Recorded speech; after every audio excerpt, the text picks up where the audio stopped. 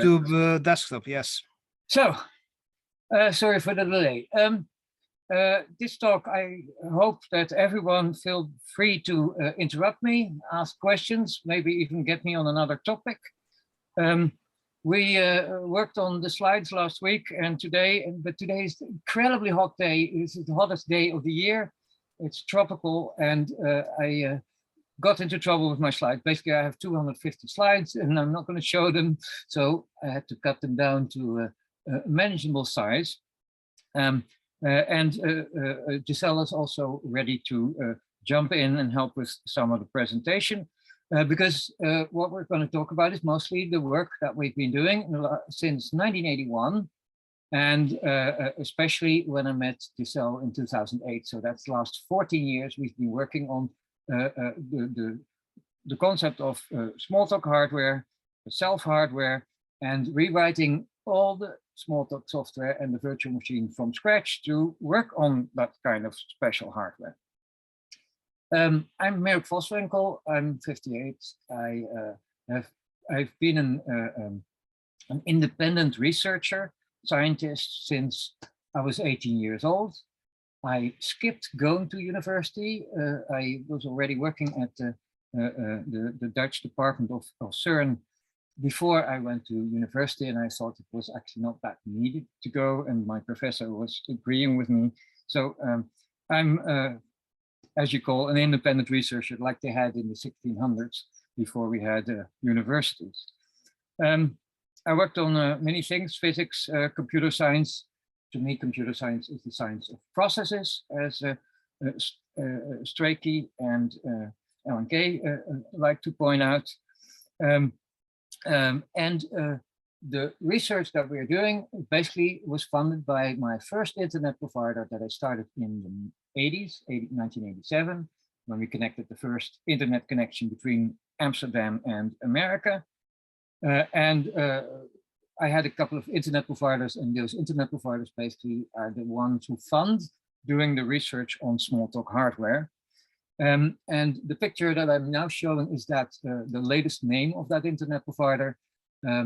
It's an internet provider that builds both electricity systems and fiber optic networks.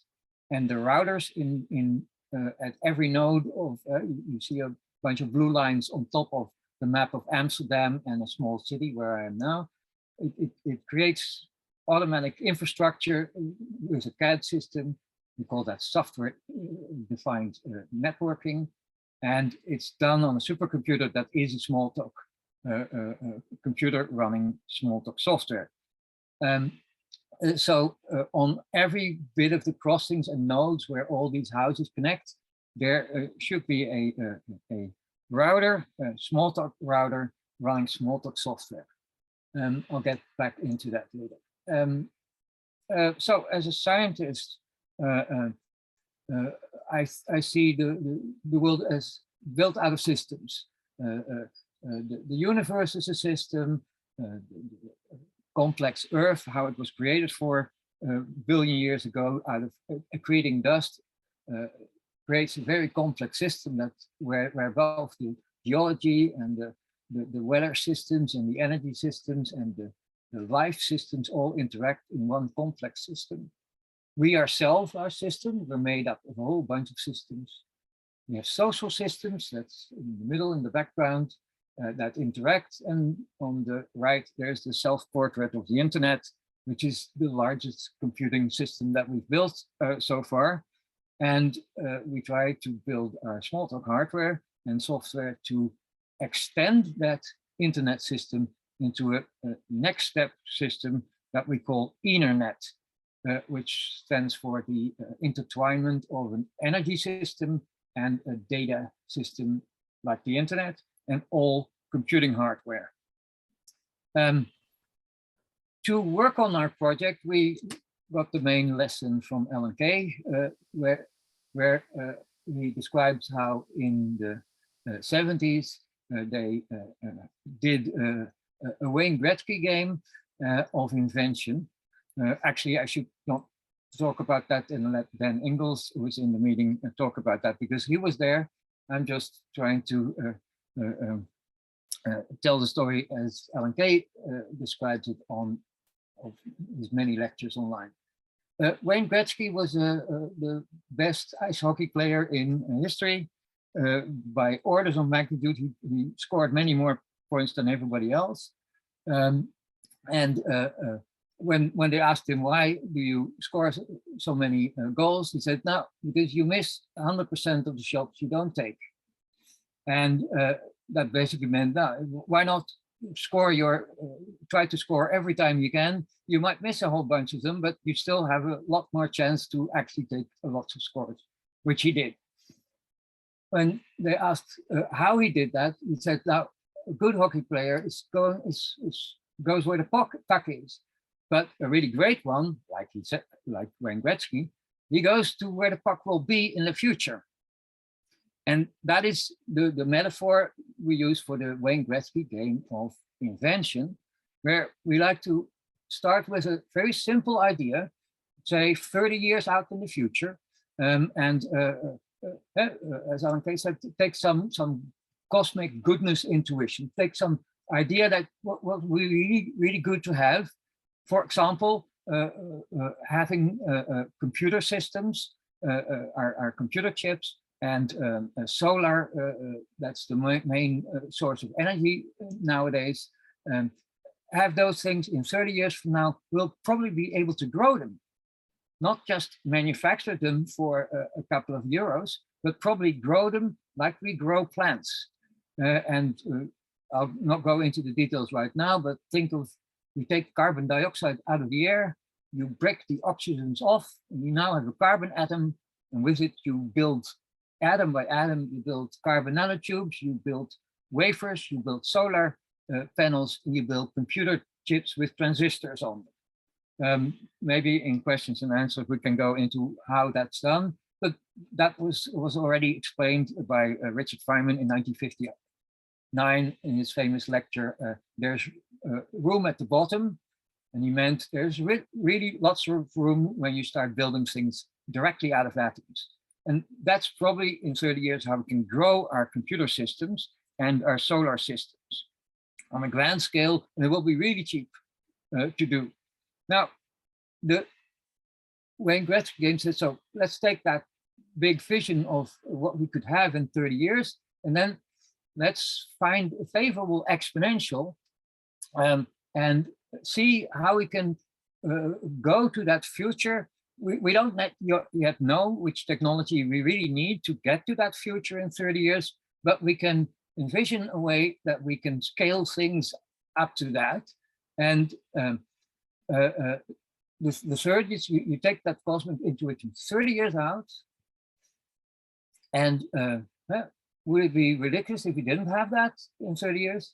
No, it would not be ridiculous with the knowledge and the science that we have today, that we could build such a system in the future.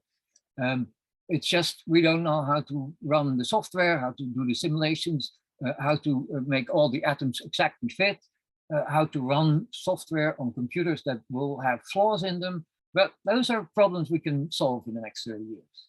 So, so you take that 30-year idea and you take it back to 10, 15 years out from now.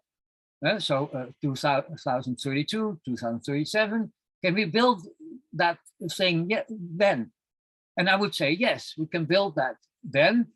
We can envision making some grains of dust that have lots of transistors on them, and you throw them in a bucket, and that together is a supercomputer. And we probably can make them for a couple of cents each. So you put a few euros worth of sand, structured sand in a bucket, and now you have a supercomputer. And it probably can run on solar energy. But actually with Moore's law and with our facial exponential, we could actually build that already today. You just run Moore's law in reverse. Is there anybody here who doesn't know what Moore's law is? The idea that every 18 months or so we'll double the amount of transistors we can build, or we in 5 years time we can double the quality of our solar panels.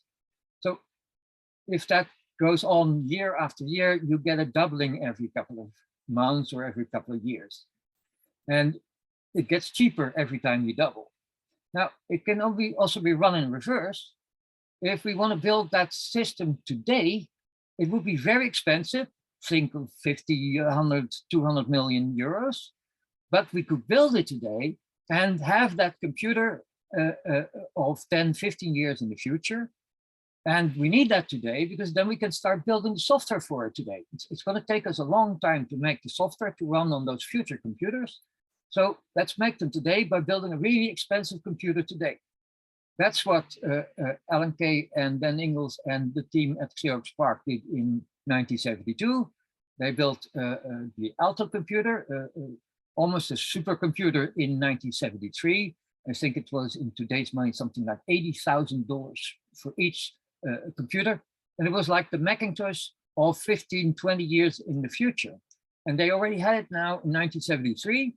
So they could start writing the software for it. And everybody knows that software because that's what we use today on our laptops. I don't have to tell that to small talkers, but lots of people in the outside world still don't know how that software got created. So we'll build ourselves a supercomputer today. It's going to be expensive, and we'll run that software of the future on it. In 10, 15 years, it will be finished. And then we'll have the beginnings of our 30-year out computer where these things will be really cheap and ubiquitous. So right now, we can start writing that software, invent that software. That's step 7 on our slides on the supercomputer we have today. And if we do that, we can do 2 things. We can, that's the first slide, we could create that software of the future right now rather quickly and simply because it runs on a supercomputer. So we don't have to optimize it. We just write it quickly in an afternoon and test it. And Alan Kay's team at 3PRI has been demonstrating that between 2006 and 2012 by writing almost a complete operating system for a personal computer in 20, 30,000 lines of code instead of the 200 million lines of code that were used to build a Windows or a Macintosh or a Linux system with. The other thing you can do is you can already make that software of the future today on our supercomputer, but then we do have to optimize today because that software does not run very efficiently yet on our supercomputer. So we would have to add a couple of years work to make that run really efficient and fast. But in our first step, we said, okay, but we don't have to do that. We can also just write software as Kleenex, as tissues that we use for a couple of hours and then throw it away and write something new to see how that future software should be. So that's what we started to do in 2008 when Giselle and I met. By then, Giselle had already been designing microprocessors and computers for many years and developing Self and Smalltalk variants for it. And I had started in 1984 building supercomputers. The one got published on the front page of Byte magazine, sadly without my name on it, but it was still my supercomputer. We built large supercomputers with it, and that's in 1989, something like 1,000 processors that each were capturing the data from the Large Hadron Collider. Actually, not that particular one, we had the previous model, but the point is we had a supercomputer just to get a few gigabits of data per second. And in those days, you could not do that with a personal computer. You had to build supercomputers. I made the mistake in those days to try to build a parallel C compiler on it. But I had seen 1981 Smalltalk and I thought that's going to be the software that's going to be running on my supercomputer. And although I didn't work on it for all those years, I did try to start building my own Smalltalk, but then a parallel Smalltalk from 1983 onwards. Basically, I'm still working on it. We got some versions working, but no, we'll get into that later. So we had a team, and the name of that group, we have adopted the name Morphle, based on the morphs that we have on our Squeak desktop that were invented in the Self software system.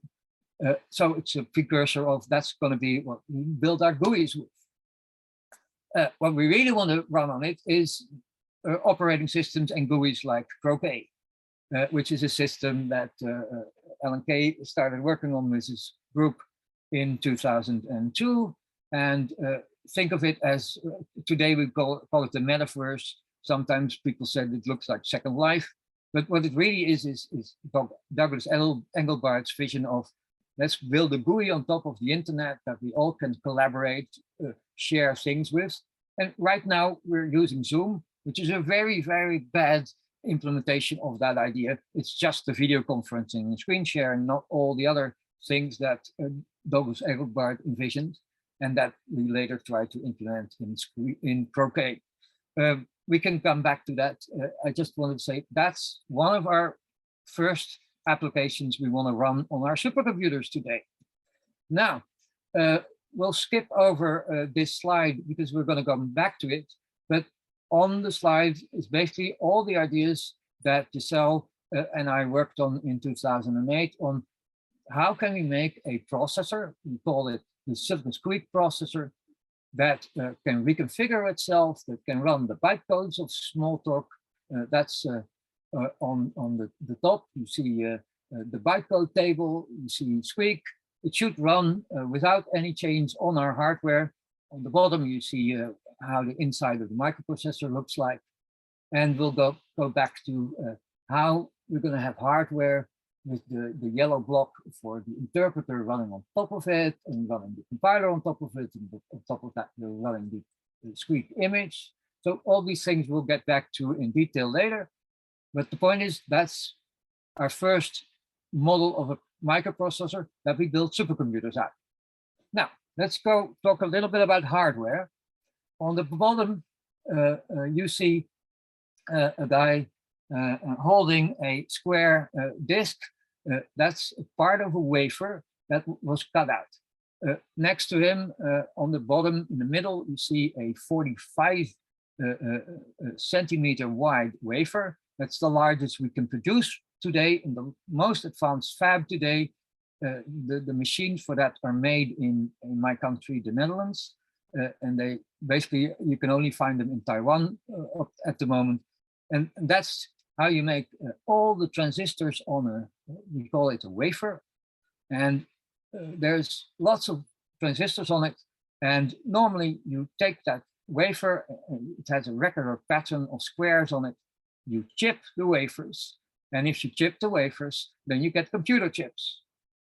Except our supercomputer is the project that we've been working on at least since 2001, is we won't chip our wafers, we'll keep it intact, like you see on the right, but we'll keep it completely intact. So in our case, it will be just a rounded wafer. And on that wafer, if we use the current, we call that the node, the current size of transistors, something like 5 nanometers or 3 nanometers, and we put them on those large disks, you get to the number at the top. I hope everybody can read it because I can't. There's something obscuring it from Zoom, but probably you can read that we roughly can get between 10 to the 13th and 45 to the 13th.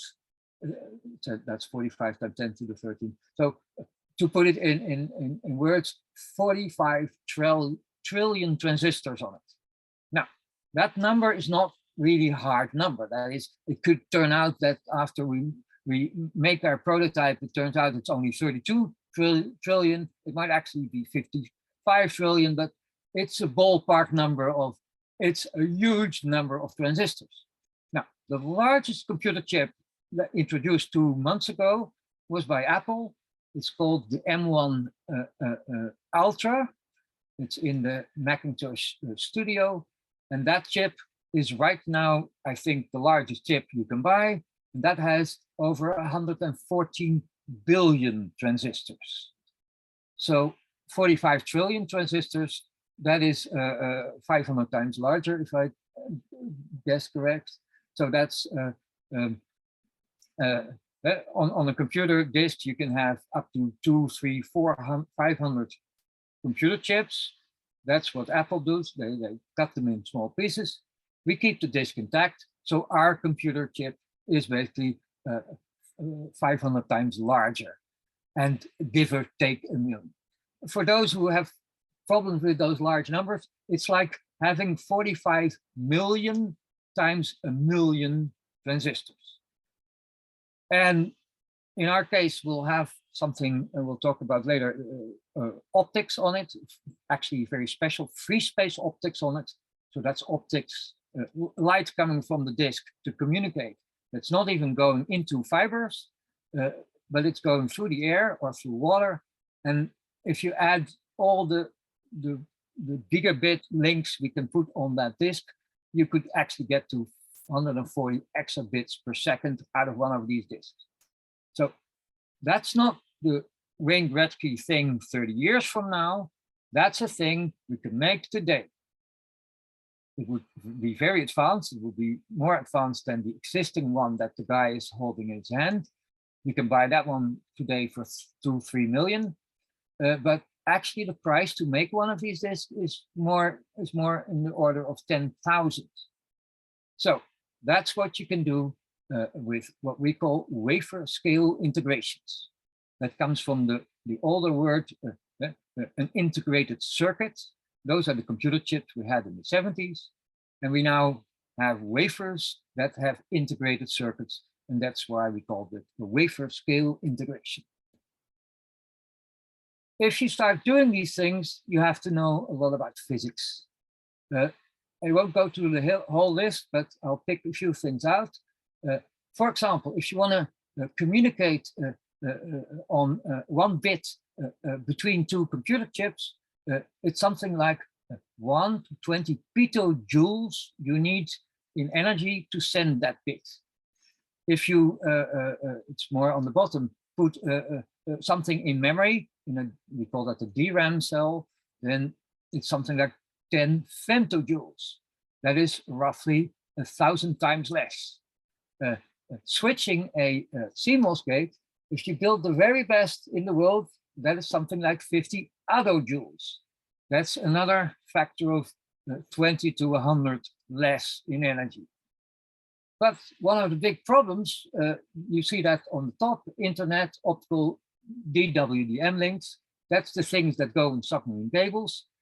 That right now is more in the order of 3 nanojoules, which, if I guess right, is 1,000,000 times more energy than it costs to flip a transistor, or 10,000 times more than to put it in a memory cell. And we're quickly going to go to the hardware, and there we see that we'll use the third one from the top and the top 2. So we're actually going to have internet access right now at 40 to 80 nanojoules per bit, and wireless is even more expensive. It's 30 microjoules. That's 1,000 times more energy for wireless. And to put it in fibers and route them, you talk about 20 nanojoules. So those are more than 1,000,000 times, several orders of magnitude more energy than you use on a computer chip or in a memory cell. So the main problem that I already have is I'm going to build these large wafer scales. That's just a thing we print out with our computer, send it to Taiwan, and they make it for us. So, making the design is hard, but it's much harder to run that wafer. If we switch it on, it will have so many transistors on them, and they all use these femtojoules that I just talked about. If you add that up, you'll basically melt your wafer. So that's a problem. We need to solve that. And one of the ways to solve that is to take all the communications between the computer chips and do them in optics. And the way you do that is you do that right now. And imagine, for example, standing in the room with somebody else in the room 10 meters apart from you. You put your hand or your glasses for your eye, and you look in the other person's eye. At that point, you're basically communicating, sorry, I have a dry mouth. You're communicating with 1,000,000 channels of light between your eye and that other person's eye. So if you do that in a computer chip, or in our case, our wafer, imagine having 1 millimeter by 1 millimeter. That's just as large as the retina in your eye, maybe a little, maybe 5 times larger or smaller. It doesn't really matter that much. And you pattern on that 1 square millimeter. You pattern these transistors and light sensitive diode kind of a thing. You picture there. You put some lenses on top of it, also very microscopically small. Then you could easily get 1,000 channels on 1 square millimeter. And we have 450,000 square millimeters on our big wafer. So that's already a few million to a few billion of channels. And each channel can do at least a gigahertz per second, and a gigahertz per second times a billion. Then you get to these large numbers of petabits and exabits and whatever. So our computer can go really fast, but we have to build it specially, otherwise it will melt. Here's how you actually do that. It's probably too hard to see, so ask for my slides later. But on the bottom, we have a tiny little, the bottom layer, we have a tiny little transistor drawn there. And on the right, we have added 2 photodetectors against the transistor, and they're the same size as the transistor. So you can build tiny little photo optocouplers, we call them, things that capture a couple of photons and translate that into an electron that will flip your transistor, that switches the transistor. And you then build that on the total top layer of the wafer, and then you have lots of arrays with think of it like small mirrors and pieces of glass where you reflect all those free space optic channels to each other. And you can have 2 wafers communicate with each other, or you can have one part, say the left part of the wafer, talk to the other part of the wafer at speeds of millions of gigabits per second. Now, another problem I already told you is it's going to get really hot, even if we add all those photonic things and light switches and stuff. Then we got rid of 1,000 times the energy, but we still have enough left to heat the wafer really badly. So we'll have to immerse it in water. And I probably don't mean real water, but let's say a liquid that starts cooking when you heat it up to 40 degrees. Like alcohol, for example. Alcohol is a liquid that boils at a lower temperature than water. And then it goes up the top in a copper coil. You see that in the top circle. And there the droplets and the bubbles coming from the cooking surface of the wafer will hit a copper coil. And there it will heat a lot of water. And that's why we're going to put in the future our wafer scales in a liquid. And then the wafer scale will heat the liquid, and the liquid will be used to heat your house, your shower water, heat up the water on your cooking stove, and brew you a cup of tea. So that way we can use our energy. It's not wasted. We don't have to cool our energy and send it out into the sky. Instead, we use it to heat our houses and run all our other energy needs where heat is important. You see here a couple of, think of them as refrigerator-sized underwater computers. And on the bottom, there's one guy standing next to that single wafer scale immersed in water that we saw the first man holding his wafer. That's actually our competitor. They did the first wafer scale. Giselle and I hope to be doing the second wafer scale in history of humanity. I'm going to quickly go through this. It's basically saying, okay, we're going to use it to run the entire internet. So we're going to use them as the optical routers, the Morphle wafer optical router. It routes photons and electrons and also guides atoms from hot water around. It's basically, think of it as a distributed data center, but it's not in a data center. It's every house in the street or a city has it in its house as a heating element. and they have a fiber with the neighbors that go to the internet exchange, and that means that these wafers can communicate with all the other wafers, and that's what we tend to use to call as a cloud computer. So it's basically a distributed cloud computer, distributed because it's in everybody's home. So you heat the house water with it, you run it on solar energy, and a tiny little silicon squeak processor that we won't talk that much about today, but we'll also make a tiny version of the wafer scale, and that will charge some batteries and manage the solar energy. It will interconnect houses into what we call fiber hoods. If you Google that, you see that Google does that, and our company does that too. We have the trademark on the name. Google is allowed to use our name to build their own fiber hoods with it, but they don't use our special router interconnect system.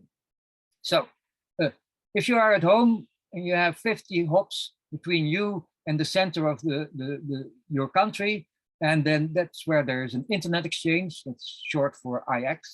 So there's an internet exchange where your internet will go to, it hops through your neighbor, and then it hops to the next city and the next city, and then it arrives in the center of your country. And it'll be something like 100 hops from anywhere on the planet until you arrive the Amsterdam Internet Exchange that I helped found in 1996. And in the same way, I just helped the Ukrainian government with disconnecting their entire internet from Moscow and connecting it to that same Amsterdam Internet Exchange. So one of the things is, if you have your computer in your house connected to the rest of the world, the people who run their software on that computer don't want the people in your house and your neighbor's house to spy on what's communicated over those optical fibers. So we built the onion router into the hardware of the processor chips. So that's a program that wasn't written in Smalltalk. That's a program that was written in C++. And I have almost finished rewriting the onion router in Smalltalk. And it can now run on our software, on our hardware. And it gives you 3 to 6 layers of encryption for all the packets going to this cloud computer system. We'll talk later about this system, the Morphle optical router, or the Morphle wafer scale, the supercomputer. It runs a couple of types of software systems, like Silicon Squeak, x86. Think of a virtual machine that they run in a data center. That will be completely emulated by our software, the same way as currently you can run an x86 on a ARM processor from Apple. The M1 processors can run x86 code as well. And Silicon Squeak is our native Smalltalk processor. It can run that. It can run RISC-V, and basically you can adapt our hardware into running any type of microprocessor that you like. We do that with the next line, the reconfigurable Morphle Logic. That's like a field programmable gate array. It's a sea of gates.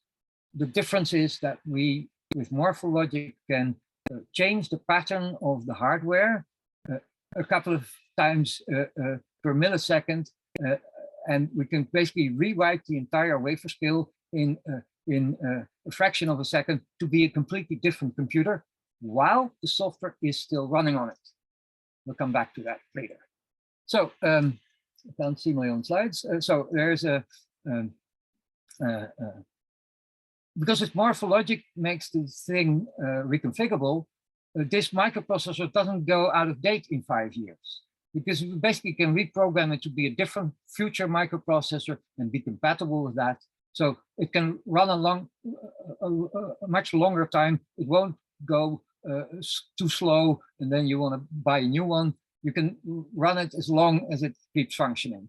And when it gets little defects in it, we'll fix those in software. So instead of throwing your chip away after 2 or 3 years, you keep running them for as long as it works. And nobody knows how long that is, but it's probably something like 10, 15 years that you can keep this thing running before it breaks too much. We'll skip the last 2 lines, because basically You can put a virtual machine running on the wafer.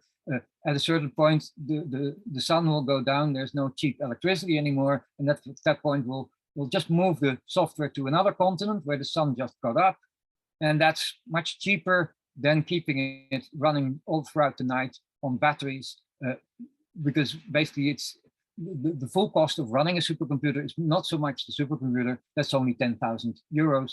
It's running the energy that's so expensive. So we'll do that with solar energy mostly, because that is over 21 times cheaper than any other form of fossil energy that we have. And for the future, we'll actually build Matroshca Brains out of them and have the whole sun output be absorbed by a supercomputer, but that's probably 200 years in the future. So on those wafers, there's a whole bunch of cores. Think of it like 1 million cores, but because you can reconfigure them, you can also reconfigure them as GPU cores or as systolic arrays doing neural networks. It's basically a reprogrammable system. So the number of cores isn't really fixed. And there's a lot of SRAM on it, probably something in the order of 500 gigabytes of internal SRAM on the wafer. And I show 3 diagrams here. Basically, the most interesting part is there's a network between all those cores communicating, making all these processors work together. And on the bottom right, the yellow one, you see what happens if one of those processors would be damaged. Then you just rewire the wires. That's the Morphle Logic technology that reconfigures itself. So you just go around the bad part and the rest of the wafer can keep functioning. So lots more wiring diagrams. Here's a way to build whole groups of wafers together. This is a tiny bit of a chip that zooms in on what's on those wafers.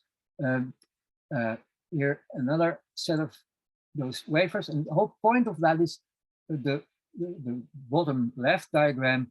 We're going to have these objects that are communicating with each other, and they form some kind of virtual pattern in software that maps to the physical pattern of all those cores interconnected to each other.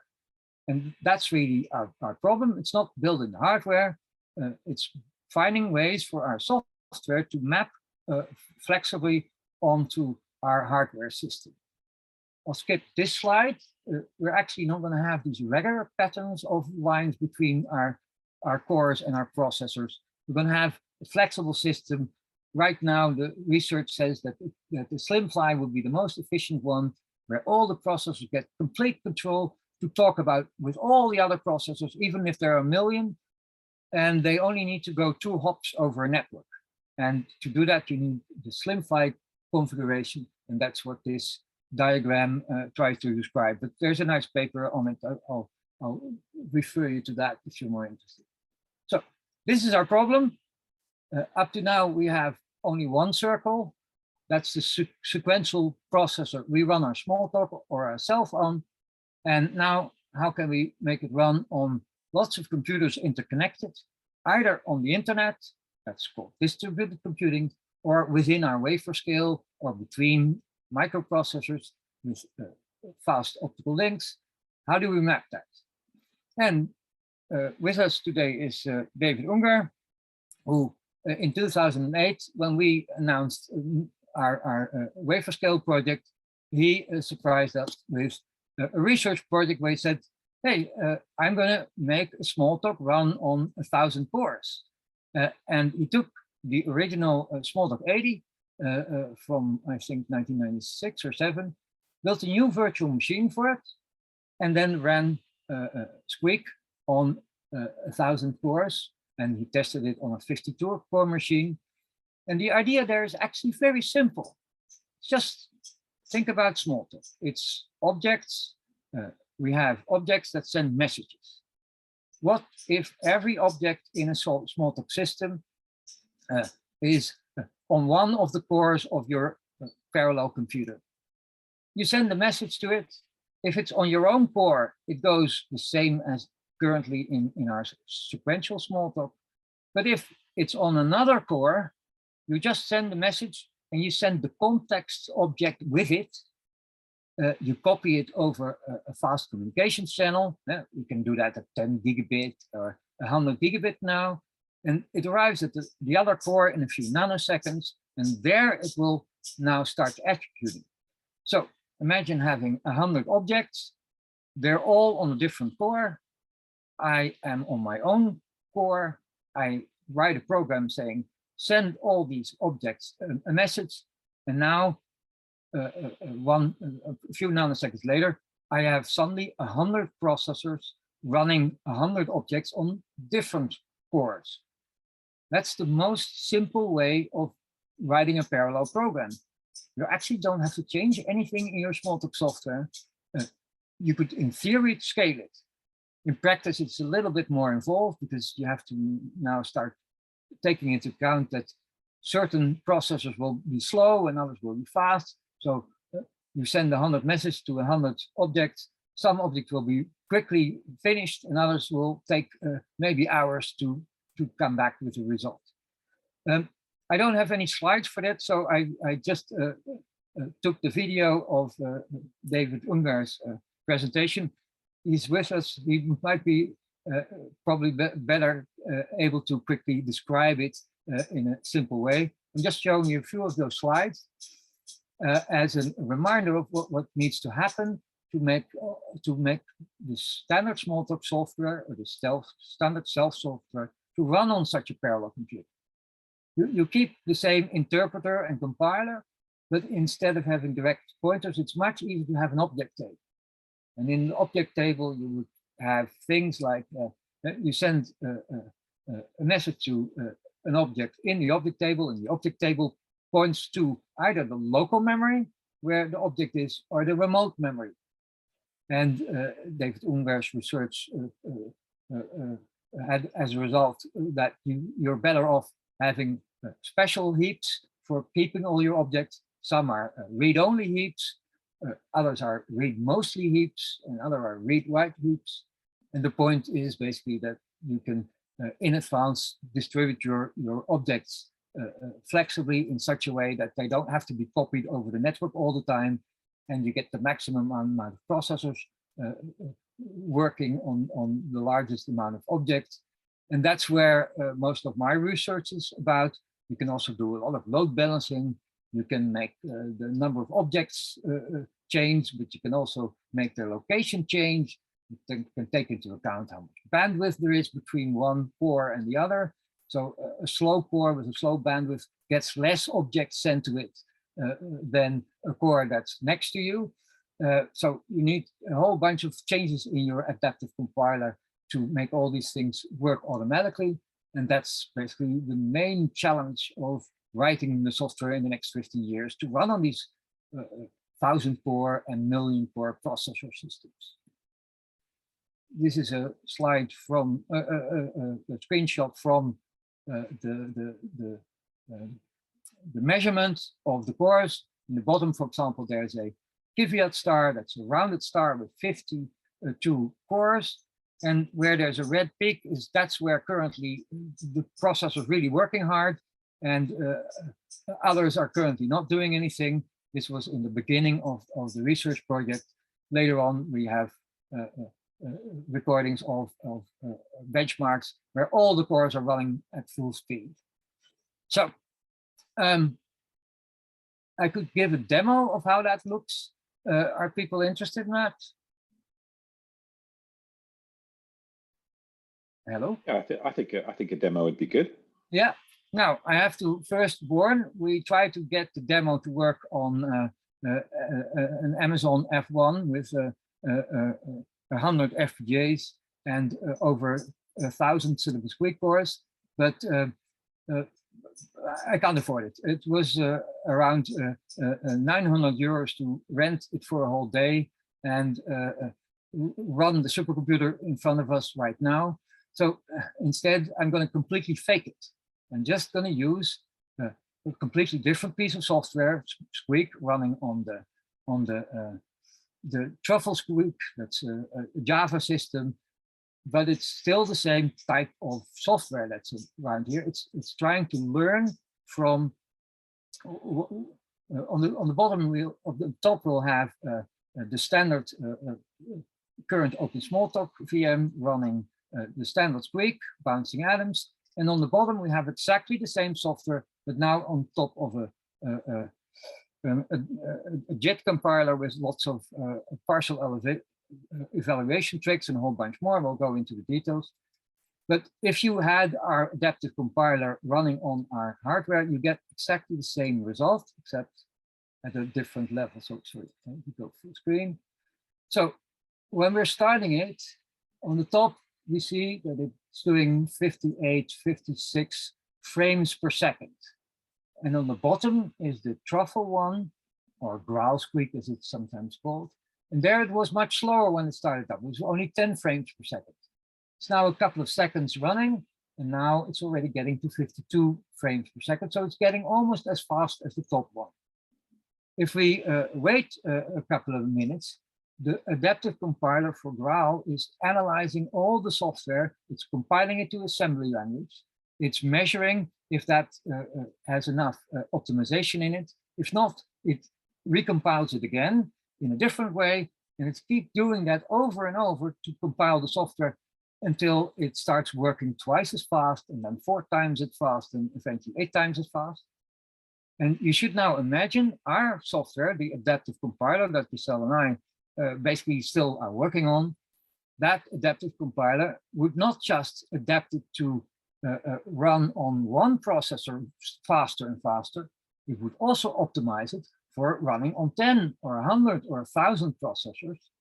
And we actually can also make it adapt in such a way that the program generates new hardware, that the compiler starts making hardware blocks that are just right for running that particular loop in that program and nothing else.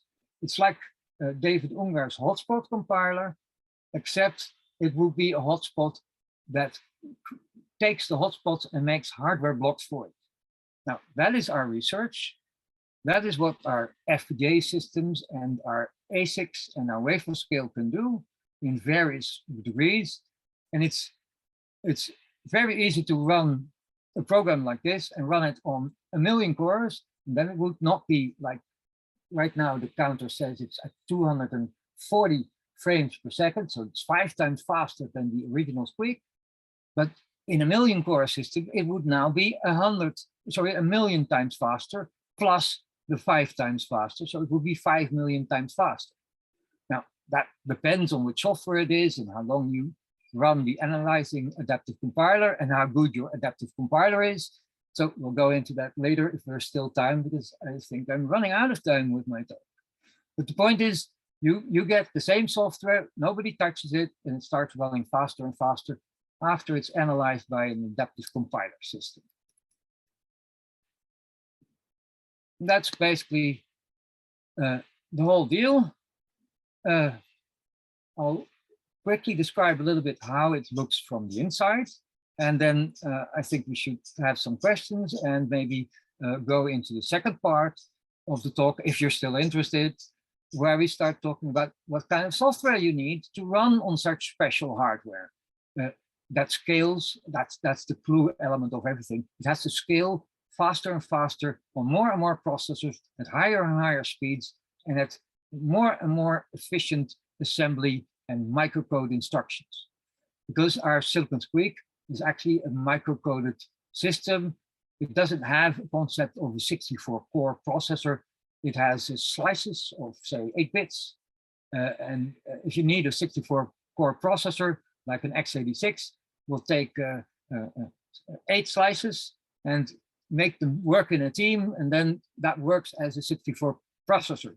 But you could also take 200 slices and run 1 x86 cores. And as you know, we have 1,000,000 processors, so we can easily take 100 processors just to emulate 1 x86 thread, and then we'll still have 10,000 cores of x86 super speed running at 50 to 100 gigahertz, although it's virtual.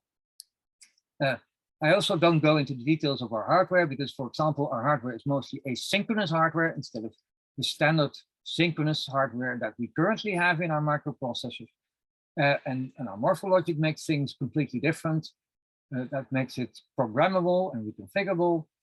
And one of those things that's also important is that you see in this diagram is these blue blobs. Those are the Silicon Squeak cores running exactly the bytecodes from Dan Engel's virtual machine. So no translation necessary. The hardware knows the bytecodes that the Smalltalk compiler generates. But those blocks, they are interconnected in that slimfly network, or sometimes we call it a network on chip, to all the other cores. But the memory, the slow external memory, that is actually somewhere outside of the system. It could be outside of the wafer even. And there's also a network outside of the wafer that's going to the neighbor wafer in the house. And it's going to the wafer on the other side of the planet. That's an optical network. And there would be also a whole bunch of these blocks, these blue blocks, that change their shape or become bigger or team up. And again, these other clusters you would all find through the network. So the network is quite important in these massive parallel computers. And that's why our first piece of hardware, we actually don't call that a microprocessor, we call that a router. A router is the thing that routes between all those blocks and sends data over flexible optical networks. And we sometimes call that a switch instead of a router. The protocol it can use is Ethernet, but it also has a protocol that we can program ourselves, and we can change it while the program is running. We call that open flow, and we call that P4. That's the programmable router system that Intel at the moment is selling as a Tofino chip. That's a router that does something like 25 terabits per second. You can buy one for 250,000 euros and put it in your network. We have it right now in our FPGAs. That's the hardware that we have today. And the ASIC we make tomorrow will have something like 256 gigabits in it. There will be a $4 or $5, $6 processor. And like on this slide, you can have many of these processors interconnected into a simulation of the whole wafer scale with 1 million processors. But the best thing would be to put all those processors onto the wafer scale itself, because the network on a wafer scale is, just because it's all on the same wafer, is automatically 1,000 times faster and takes a lot less energy than if you have a whole bunch of chips interconnected. But the point is, from the software point of view, is this is what it sees. It doesn't matter if it sees computers that are kilometers apart or computers that are all sitting on the same wafer. They're interconnected through a flexible routing network. And that's what this slide is trying to say. Giselle, would you be interested to talk a little bit about how the reconfiguration of blocks under the guidance of the adaptive compiler would be, or shall we skip it for the moment? Because I'm looking at the clock and we're now an hour talking. Maybe that's a little bit much, all those technical waterfall of things I pour out. Or maybe this is exactly the moment to start talking about how you would interpret, how you would implement this in the virtual machine. Giselle? Yes. Would you like me to show the current version, or? Yes. So, audience, thank you for listening. Please keep from now on. Please keep interrupting us and asking us the really interesting questions. We're giving the talk for you. You might be more interested in the software part. So the slides, for example, there were actually slides of 8 years ago and 5 years ago. We're now in the 5th iteration of Silicon Squeak, and I think that we're going soon in number 6. They're all compatible. They all run the same bytecodes. They run the self bytecodes. They run the Sista bytecodes, and we hope to change the bytecodes into yet another system. when we get the chance later on implementing our own virtual machine. But the point is, they have bytecodes, and bytecodes, you can change the bytecode set while they're running. And that means they're also another lower level assembly language. And Dan Ingalls will be familiar with that because it's exactly the same as you found in the Alto in 1973. It's a microcode system in the bottom, and the microcode itself is partially reconfigurable with the Morphle Logic. And that's how we could do all these hardware tricks really well and still be completely compatible with the microcode, sorry, the bytecode on top, and have bytecode sets that look like Smalltalk, one that looks like Self, one that's optimized for Newspeak, Squeak, one that's optimized for Chorus, the future language that David Ungar is working on. There's probably going to be a bytecode for running Java and Python, and pick your bytecode and we are able to implement it. And for those who know about bytecodes and microcode, think of the bytecode is a tiny little interpreter, which is a 4,000 microcode instruction loop in the caches of the processors. So at a speed of 1 or 2 nanoseconds, it can execute one bytecode by running one microcode instruction. And they're really closely matched. So if we have 1 million processors, it runs at 1 gigahertz, you'll basically be getting the same speed as currently on the 4 gigahertz M1, where the last time I looked, I got something like 1 billion bytecodes per second to 2 billion bytecodes per second on a single core of an M1 3 gigahertz processor. So our 1 gigahertz processor would be doing 1 to 2 billion bytecodes per second times the number of cores, of course. So having 1,000 cores, that's on the smallest of our processors. On our FPGAs, it's really a lot less, but then they're prototypes. It will be something like 40 or 50 processors. So you would still get something like 40 or 50 bytecodes per second on our prototype FPGAs. But on the ASICs, you would have 1,000 processors and you would get 1 billion times 1,000 is 1 trillion bytecodes per second if you write your program to do that. Giselle, would you take over? What would you like me to show? I'm still showing how the hardware runs the virtual machine that runs the image with the primitives, the objects, and the interpreter. So this was the presentation that we did in 2008 to explain the idea behind Silicon Squeak. And the idea was that a virtual machine can be organized into 3 parts: the primitives, like adding 2 numbers and so on, the object memory, which allocates new objects, has the that's the blue block on the top. On the top is the Squeak image, and there's a blue object that's OBJ. That's an abbreviation of object memory. There's the interpreter, and there's the primitives. It's a standard Squeak image. Yeah, so the normal way that you do that, you have a translator that will translate this Smalltalk code into C, and then you compile it with, for example, GCC, and then you get the yellow blob, which is an x86 binary or something like that. So the idea was, if your hardware could accelerate the interpreter, then you could use the original code for the primitives and for the object system by running them as bytecodes. So that's the picture below. And the idea was, since we wanted to run it directly on the hardware without an operating system, so Squeak would be the operating system, like on the Squeak in OS project. The problem with the Squeak in OS project is that it's completely insecure. It's like DOS. You have access, you can do anything, you can mess around.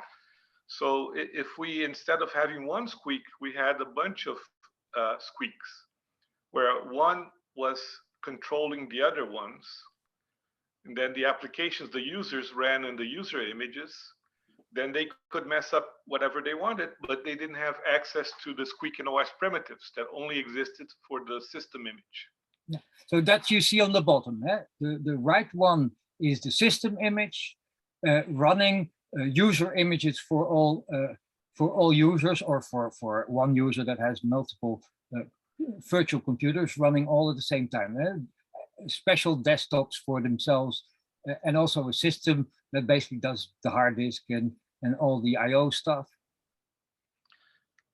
Yeah, so shall I go to the other explanation of how the interpreter and object is taken over step by step? That's the earlier slides, these slides. Yeah, that's more or less the same thing. That's the interpreter and the simulation. Yeah, or you want to explain this, or shall we skip it? Yeah, you can skip it. It's essentially the same slide as the other thing. Okay, then we go to this slide. Yeah, so the idea is that you type in some text, and then there's the compiler that will generate bytecode. Sorry, there are a few people around who don't daily program in Smalltalk. So you type in some text, you write a Smalltalk program, a squeak program, a Pharaoh program, a quiz program, a self program. You type it in, then you get source, and then you compile it. Yeah, and then you get the bytecodes, which can be interpreted. So that's what the second level shows. If the first time that you call the code, we interpret it because we don't want to waste time compiling it in case it's never going to be used again. But if you call it a second time, then a very simple compiler, comparable to what we now have in COG, would generate the microcode. So just like it now compiles for x86 or ARM or RISC-V, it would compile for the Silicon Squeak microcode. Or for the M1, the Apple M1. Yes. Well, that's ARM. No. And then we're now at the bottom row. We're now starting at the bottom row. Yeah, exactly. So the idea is that if you have a piece of code that's really used a lot, that's where the name hotspot came from, then you could have a much fancier compiler that would generate higher quality. Yeah. So we named it inlining compiler in this slide. Yeah, the inlining compiler will take a bunch of tiny little methods and will inline them into one big piece of code. And then this ALU compiler is for an acceleration that model of Silicon Squeak had. Yeah, so but it could also be our Morphle Logic compiler.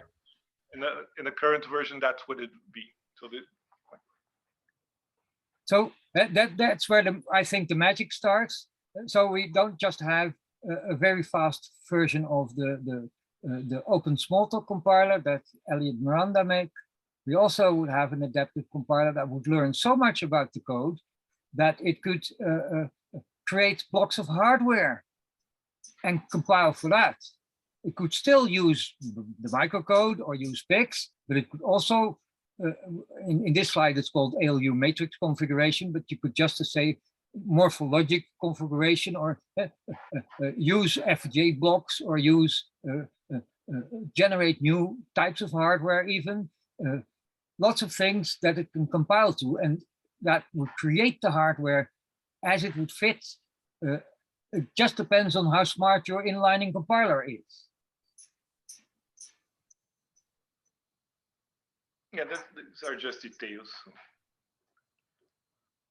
Are there already some known tricks for that? Like, are there patterns that you spot where it's like, if I see that, that's how I would reconfigure the? No, normally it's just based on counters. So you count how many times a given piece of code is using. But there are patterns, for example. Yeah. For example, this. Think of a GPU. The pattern is that basically it's just doing a whole bunch of added one vector to the other, or transform one pixel color in another pixel color, or calculate lines, just millions and millions of lines. So that is a pattern. And right now, the programmer by hand matches it to the GPU cores, but you could analyze in the inlining compiler what that pattern is, and then generate GPU cores that fit exactly that. Think about it. You could have a floating point graphics accelerator, but you could also have a fixed point graphics accelerator. Or if you see that the pattern is actually only doing tiny integers like 8-bit or 9-bit integers that are just well for a neural network, then you could reconfigure the whole bit of hardware into a neural network accelerator and not use GPU or not use floating point, and create on the current place of the wafer where you had standard cores like x86 cores or silver squeak cores, you would wipe that, erase it, and put those special neural net cores on it. So, and is that a fast operation to do that? Is that, I mean, I guess there's some threshold that it's worth doing that. Is that the point? There's a threshold. We get to that slide, the next slide. Yeah. So there's a threshold because you need a fancy compiler. It might have some pattern recognition, like saying, oh, I recognize that this is GPU kind of style programming, or this is a kind of neural net kind of style. Then it could take fixed blocks from its library, or it could generate new blocks. That's still a difficult research point, but we think we've cracked part of it by not using FPGAs, but compiling to Morphle Logic, which is more flexible. But if the compiler would have a new hardware block, so that might take maybe a second to generate completely new hardware blocks, or it could take an existing one in a millionths of a second out of the library. But now switching to that new block, that only requires the speed of writing in SRAM. So in the fastest RAM possible, you write the pattern, and the next clock cycle, it is new hardware executing its first instruction. So the switch itself is fast, but coming up with new blocks of hardware, that it has various amounts of time you need, and that's what's in this slide in the middle. The time to reconfigure, the purple arrow, that means you don't want to switch every cycle. You want to do it, say, every million cycles, because otherwise you're switching back and forth all the time, something like that. And I suppose if you've got a lot of cores to play with, yeah, can you like trade them off? Like I'll do 100 of them. Yeah. So and you say I still have first is the one that I'll go with, or yeah. So first of all, you can run your experiments in parallel. So while one part of the hotspot compiler just keeps compiling it to GPU instructions, processors, the other one can do an experiment. Let's see what happens if I run the same code. It just makes a duplicate. There's 100,000 free cores available. So run an experiment, see if it runs faster on 68-bit hardware, or see if it runs faster on 32-bit, or see if it runs faster on a neural network instead of a fixed loop with an inner loop. So, and when that second bit of hardware wins the race in who finishes first, then you say, okay, next cycle we'll switch to that new hardware. Or, and that's one of the work areas I work on and Giselle don't, you could just think of, hey, what would happen if I start running the same code on 1,000 cores, if I now run it on 1,000,000 cores? Would it still run faster, or would it actually slow down because it now has a lot of overhead for communication? So although it's not an intelligent compiler, it can still do a whole bunch of experiments and find out, okay, if I just brute force it with more cores, it's worth it to switch to that pattern. And because we have 1,000,000 cores to play with, and they're not fixed cores, they're tiny and they can aggregate into large cores, that means it can run 20 experiments at the same time and find out which experiment wins and switches to it. And then 1 second later, it's accelerated the whole thing 100 times, and then it starts running different code And then it starts learning again how to go back to a pattern. And because it has, say, 100 cores in the background watching all those switches going on, it say, hey, this is what happened yesterday when the same software was run. So then it can start predicting what kind of pattern would run the software better. So it's kind of load balancing, but then with many more parameters, many more degrees of freedom, which also means it gets a little harder to imagine it and to program it. So that's why we need 50 years to write that kind of software, to figure out how it would run from 50 years when we have not a few supercomputers, like a few thousand, but have 100 million of them. Then it would really be useful to have all that software tests done. And that means that we can start building, we call that traces, building traces of what was learned during the first hours of a hotspot thing, and then take those learning things into account when we run that on somebody else's computer a couple of weeks from now. So it's starting to make sense. I get it now. Right. The problem, however, is this is new type of compilers. There are not many people working on compilers, and we'll definitely have to come up with new ideas.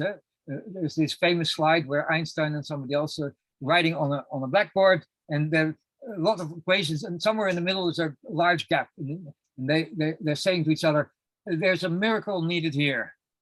So we're at that stage that, okay, we can get a few thousand or a few million accelerations out of most obvious pieces of hardware. We sometimes call that embarrassingly parallel problems.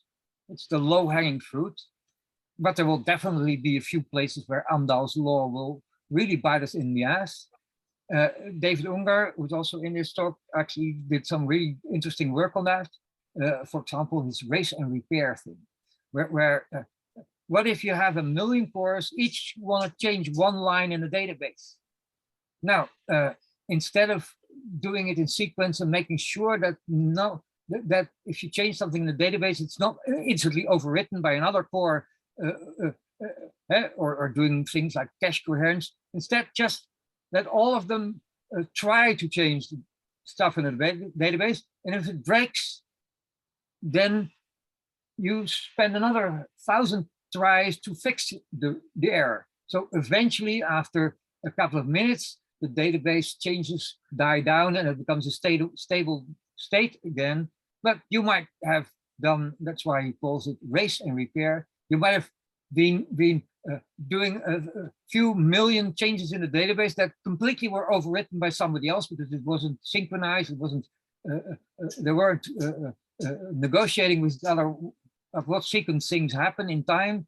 But now, if you have 1 million cores to waste, it might actually turn out that you don't have to be that accurate. You can make a lot of mistakes and just do it over 1,000 times and still wind up being very efficient compared to the past where you only have one processor changing everything. So, but that's research. We don't know yet what we're going to encounter, but it's quite similar to what happens if you, the mythical man-month, what happens if you do it with humans. You can get 1 million humans to work on creating food, and they can all do it in parallel. But you cannot get 1 million people to all make one cake, bake one cake. That is silly. You're better off having 2 people make the cake, and you can't accelerate it much more than that. You can, however, have 1 million people each make 500,000 cakes, so you can still accelerate cake making. But making one cake, you can't do with 1 million cores. So that's one of those areas. How do you recognize the difference between making 500,000 cakes or making one cake with 1 million people? That's what our software needs to learn. And we haven't done it yet. So we're working on it every day. And that's literally what I lie awake about at night.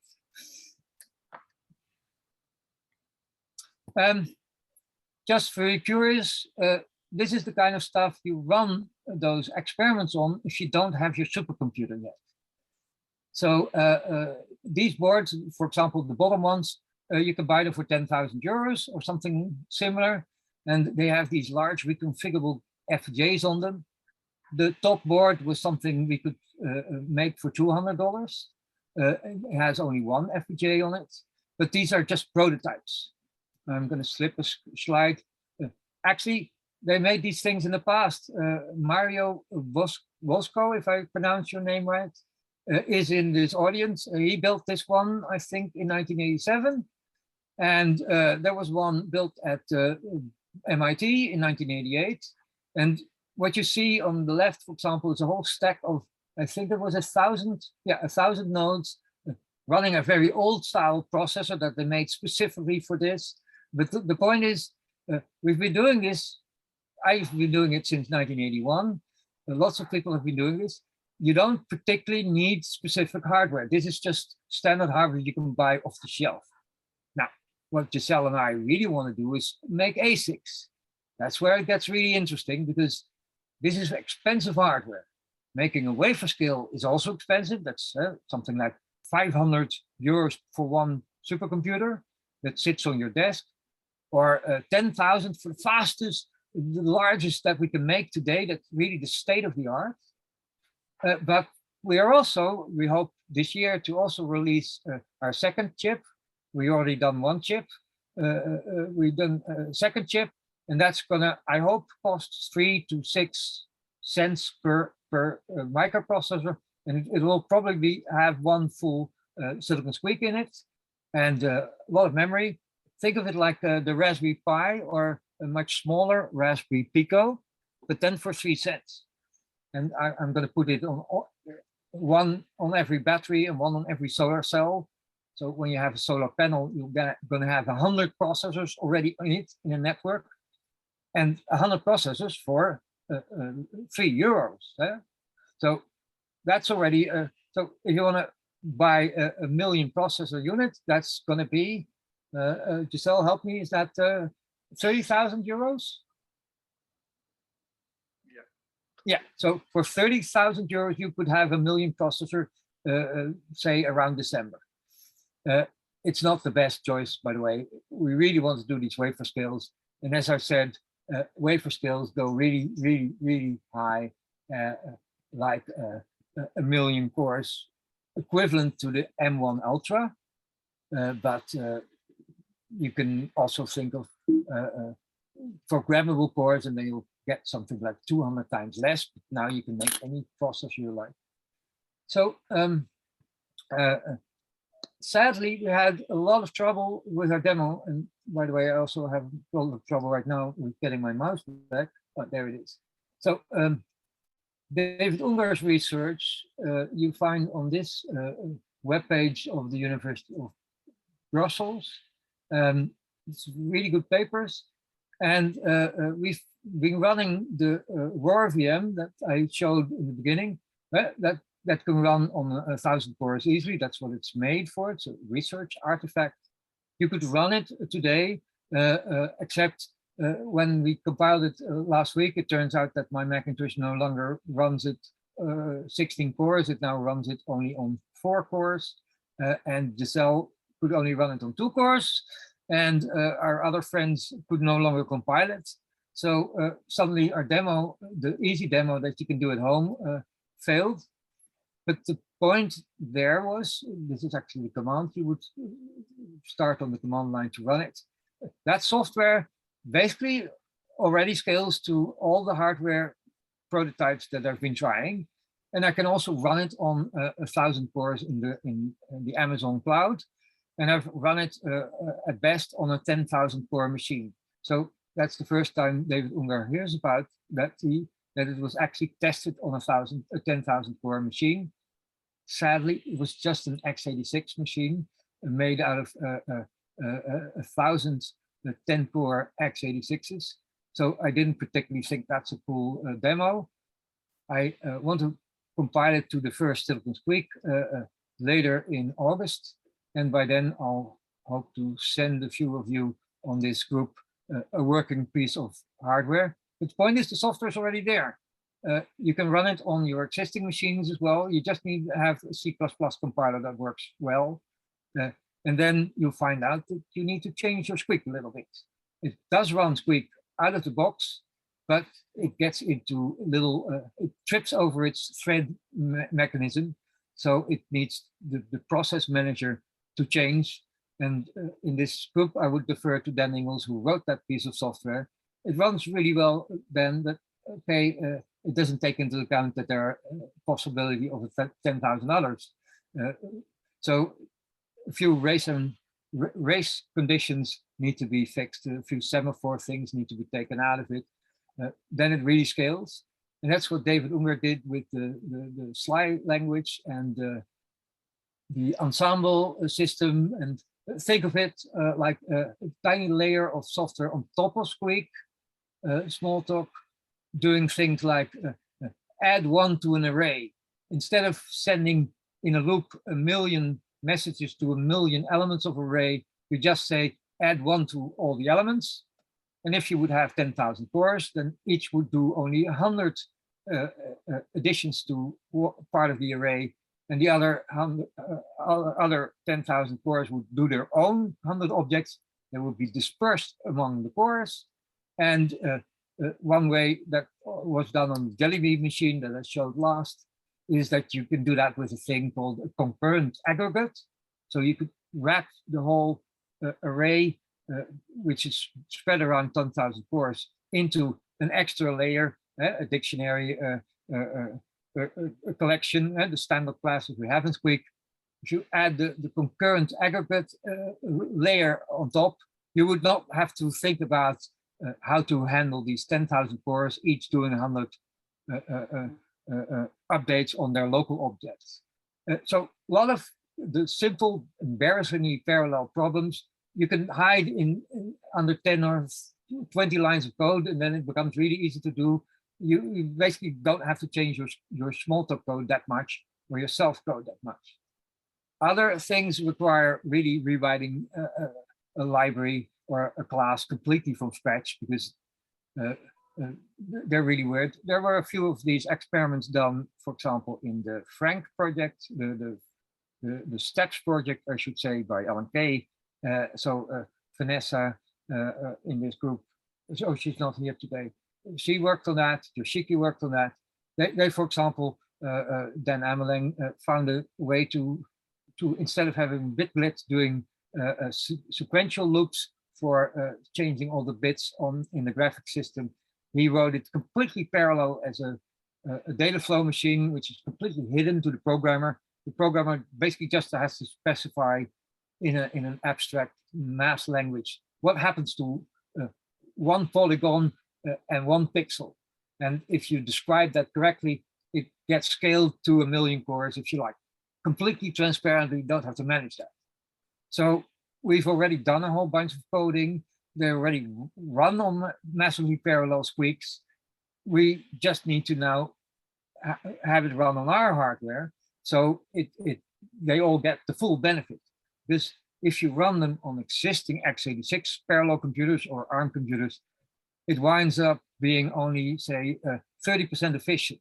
So you get 100 times speed up with 100 cores, but you waste 30% of overhead of having a lot of communication going over very old-fashioned, slow Ethernet cables. But in our FPGA, you don't have that overhead. So there you could scale to 95%, meaning you could run one program with one concurrent array or one graphics loop, and it would just go not 100 times faster on 100 cores, but 95 times faster on 100 cores, and 5 cores would be wasted for the overhead. And that basically means we've already measured a whole bunch of situations where we can scale to that 1 million cores easily, and that's just scaling compared to 1 core. Now, the other aspect of Silicon Squeak is they themselves are 10 to 20 times more efficient than existing x86 cores. So you could get 20 to 30 million times the efficiency. And if you then lose 5% of that on the overhead of communication, that would not be too bad at all. One of the reasons you want to switch to Silicon Squeak is, as we talked in the beginning, they have completely different hardware that runs at much lower energy levels. They'll probably run most of the time as on solar energy at 1 cent or half a cent per kilowatt hour. That's my other research project that I actually use my supercomputer for, to calculate ways to make solar cells cheaper and battery charging much cheaper. I found a way to charge a battery, a lithium-ion battery, 20,000 times instead of 500. So instead of throwing your iPhone away in 2 years because the battery is bad, you can keep it going for 30 years and keep recharging it every day. So if you add all these things in, then the compute of Silicon Squeak processors at different energy levels is way cheaper than a data center. And we really think I can, in my simulations and my test, I got to something like 2% of the cost price of running a data center. I can run the same compute at 1/50th of the cost by running it purely on solar energy with all these processors to help me with. But the point is, it's not for everyone that you want to go to a Smalltalk Silicon Squeak computer 15 years in the future, but everybody in the world wants to have a much cheaper computer. Right now, 5%, almost 5% of our electricity use on the planet is wasted in our data centers doing Google searches and doing these facial recognition programs. So running them 50 times more efficient would mean that we would save almost 4.20% of all the energy that we're currently wasting on the planet. So that is a reason to switch to Silicon Squeak and Smalltalk software, because now comes this last really interesting bit of information. Silicon Squeak runs Smalltalk and Self and similar languages, bytecode languages, really efficient if the compiler is good and clever. Running Linux or Python on them would not be that efficient at all. That's where you can waste over 60,000 times. We actually saw a situation where you have 200,000 times less efficient than Silicon Squeak would do. And that has to do with how data centers are built, how software is built. C code might be fast, but it's actually also very inefficient. It takes more people to write it. So there's lots and lots of reasons why making Smalltalk computers and Smalltalk hardware run on solar energy is orders of magnitude cheaper in the long run. And that's really what my software project, my research was about. And to me, doing it with Smalltalk was natural after 1981, when I learned that that's the message passing system, and that's how you make real life scalable software. That's what most supercomputers in the world run today. They run message passing systems. And the best they run is a language that of the lowest level is a message passing system. And that goes for Self too, and for Newspeak, and for a few others like Erlang, etc. Except Dan Engel's implementation of Squeak is definitely one of the very, very best and efficient ones I've ever seen compared to all the other bytecode systems. So this concludes my rattling. I'm now 50% in on my talk. So it's probably a good moment to start opening up the floor for questions, because otherwise I'll spend another 90 minutes on writing Smalltalk software, like for example, building a parallel Croquet. That's one of my favorite areas. Burning the disk packs, taking all the software and write all the scientific papers written on Smalltalk and similar languages, taking all the bits of learning we did in 50 years, and then using all that to re-implement a slightly different version of the bytecodes, and a slightly different version of the VM, and a slightly different version of the Smalltalk language. And then you get this incredible scaling, and we get 5 to 7 year old children capable of programming. Merik. Yes. One thing that you barely touched on, which I think is real important just to speed up the process, and that's why Giselle and you did it, was making Silicon Squeak compatible with C as one of the interpreted languages. Now, we skipped that part because we now have made it compatible with x86 virtual machines. Ah, So okay. almost all the C code today is run in data centers or on your local Linux machine. And so to put our wafer scales in a data center, if you run a virtual machine or a Docker image or a Linux without any change, then the customer is happy. They think they get an x86 machine, but in reality it will run 20 times faster at 1/50th or 1/10% of the energy. So to them, it's not important anymore that it could also run C code, but basically it will run C code at 80% of efficiency, but will use 10 times the cores, so it will still be 7 times faster at the same or lower energy level.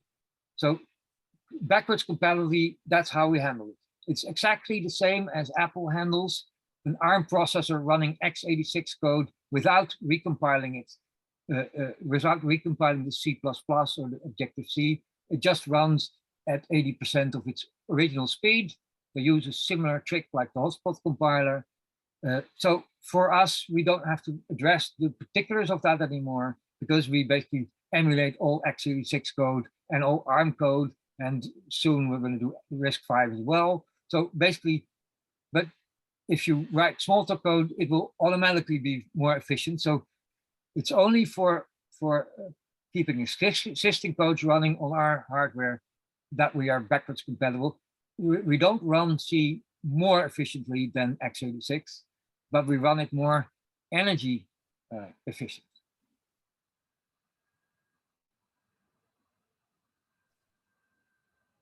So more questions?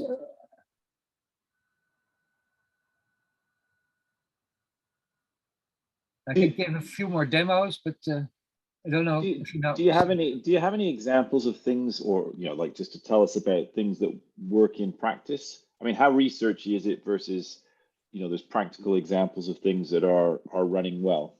Now, I'm giving a very short answer because it's a detailed answer. So, for example, anything that runs on the RoarVM, which can scale to 10,000 cores already on existing x86 hardware, that can just write program in Smalltalk and you get your parallelism. You don't need our hardware for it. Our hardware just makes it run more efficient and faster. You get more cores. So you can already do that. The problem is, of course, that almost nobody in the world writes these programs. They still write Linux programs instead. So what Smalltalk software do you have out there that you want to run in parallel right now? Now, among us is Christian Heider, who gave a talk a couple of months ago on this meeting about his PDF parser, reader, and writer. So his PDF software, I wanted to run in a massively parallel system. I have a 300 terabyte hard disk, and on it, all the books ever written, all the scientific papers ever written in the history of humanity. Think of it at 300 terabytes, roughly, I think it's 300 million documents. Now, if you want to make a Google for that, search through all those documents rapidly, then you can now, you can get Google to do it. They use 2 data centers with 2 million computers, and then 1 week later, they'll have an index for you. And now you can sort those PDFs. If we just port the PDF reader from Visualworks to Squeak, or more precise to the RoarVM. Now, Christian, I think we're now 1 month away, 2 months away from having that run on Squeak. Then we could put it on our 10,000 or our million core machine and immediately analyze those PDFs at 1 million times that we can do today. So that's a programming effort of 1 or 2 months. Is that answering your question? Yeah, I got you. So it's more about the kind of problems and yeah, those sorts of things. It is possible today, basically, is what you're saying, right? Okay. Yes. And this particular one, for example, analyzing 1 million documents, my Macintosh is already doing it. My 10-core Macintosh, it just takes half a year to do it. But I just want to scale it up, and I want to use a better PDF reader. Christine Heider's is a better one. So it's just porting into another language and getting it to run. And in our case, that's now a total 9 weeks of work, I would say, for one person, and it's not full-time work. So is that useful? Now, Google spent a lot more money to port their software to a massively parallel computer. So I say 9 weeks is really, really cheap, really simple. Now, another project I'm about to run a 2-continent-wide internet provider. I have software for the router that's massively parallel software. A bunch of students at Berkeley and Stanford worked 12 years to write that software. It's called a software-defined network, or sometimes called OpenFlow. I wrote my own version in less than, I'm guessing now, but roughly 1,000 lines of code, and it runs roughly the same type of function that these students at Stanford did, except they took 12 years to write it, and they wrote something like 100 million lines of code to do it. I did it in less than 1,000 lines of code, and mine run probably, I'm guessing here, but something like at half the speed of their code. That results in a chip that will run it for 250 euros, while they run it on a piece of hardware that costs 80,000 euros. I actually know all these numbers because recently we used this technology for the Ukrainian government to do a DDoS attack filtering.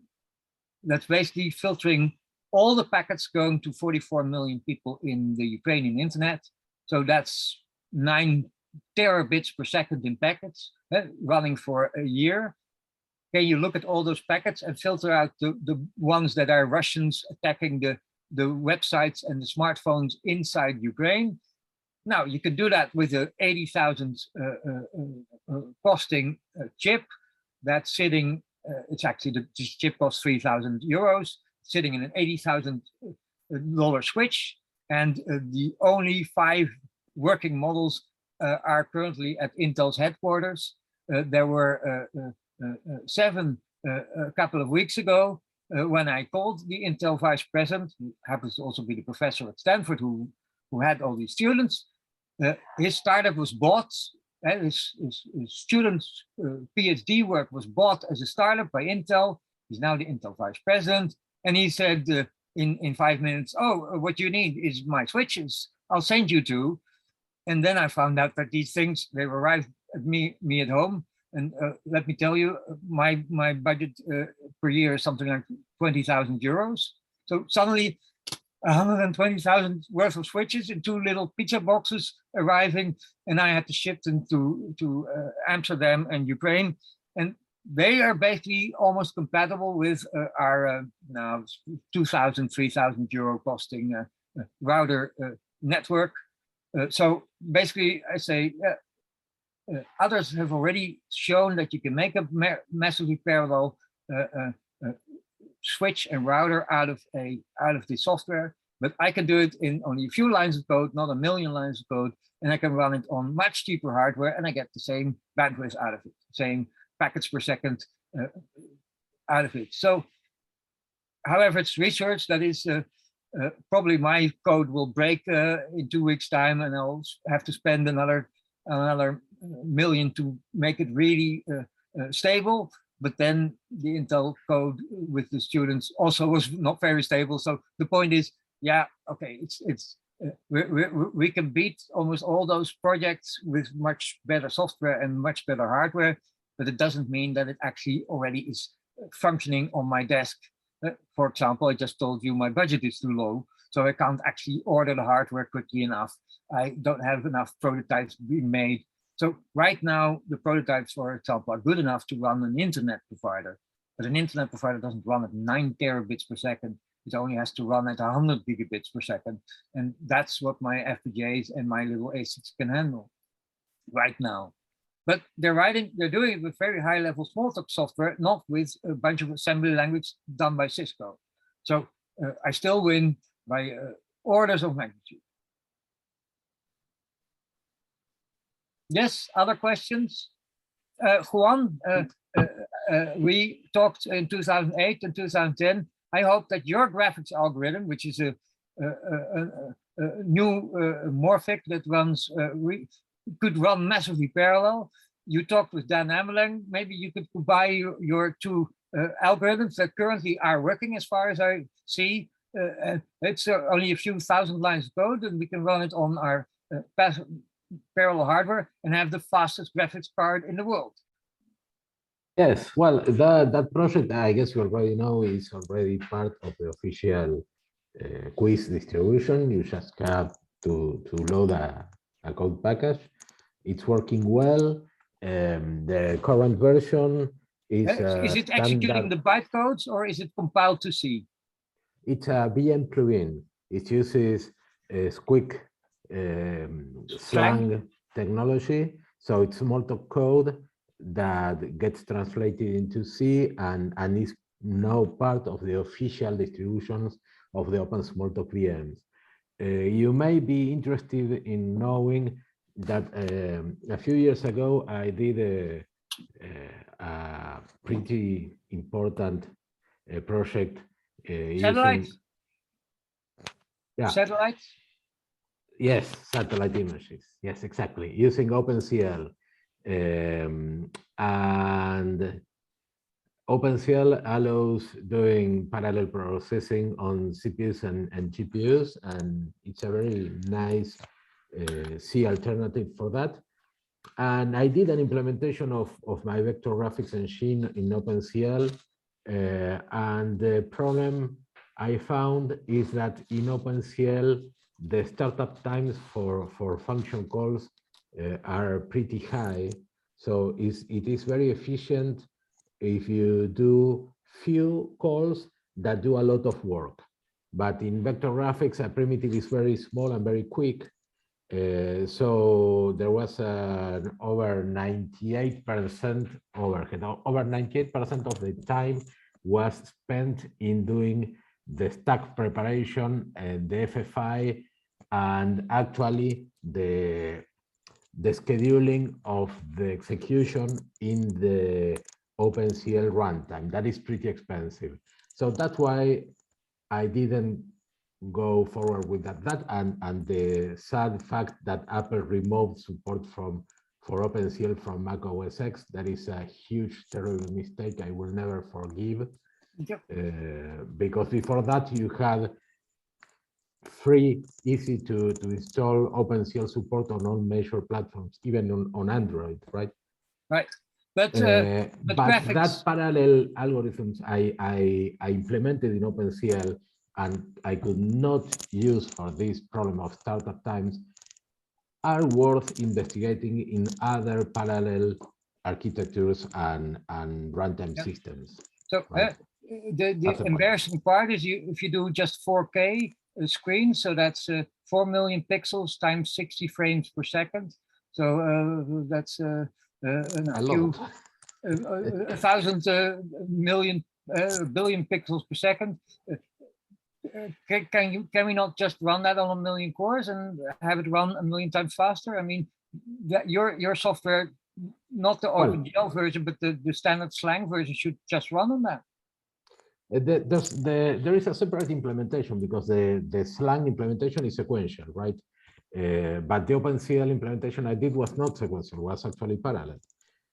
So I know how to do that.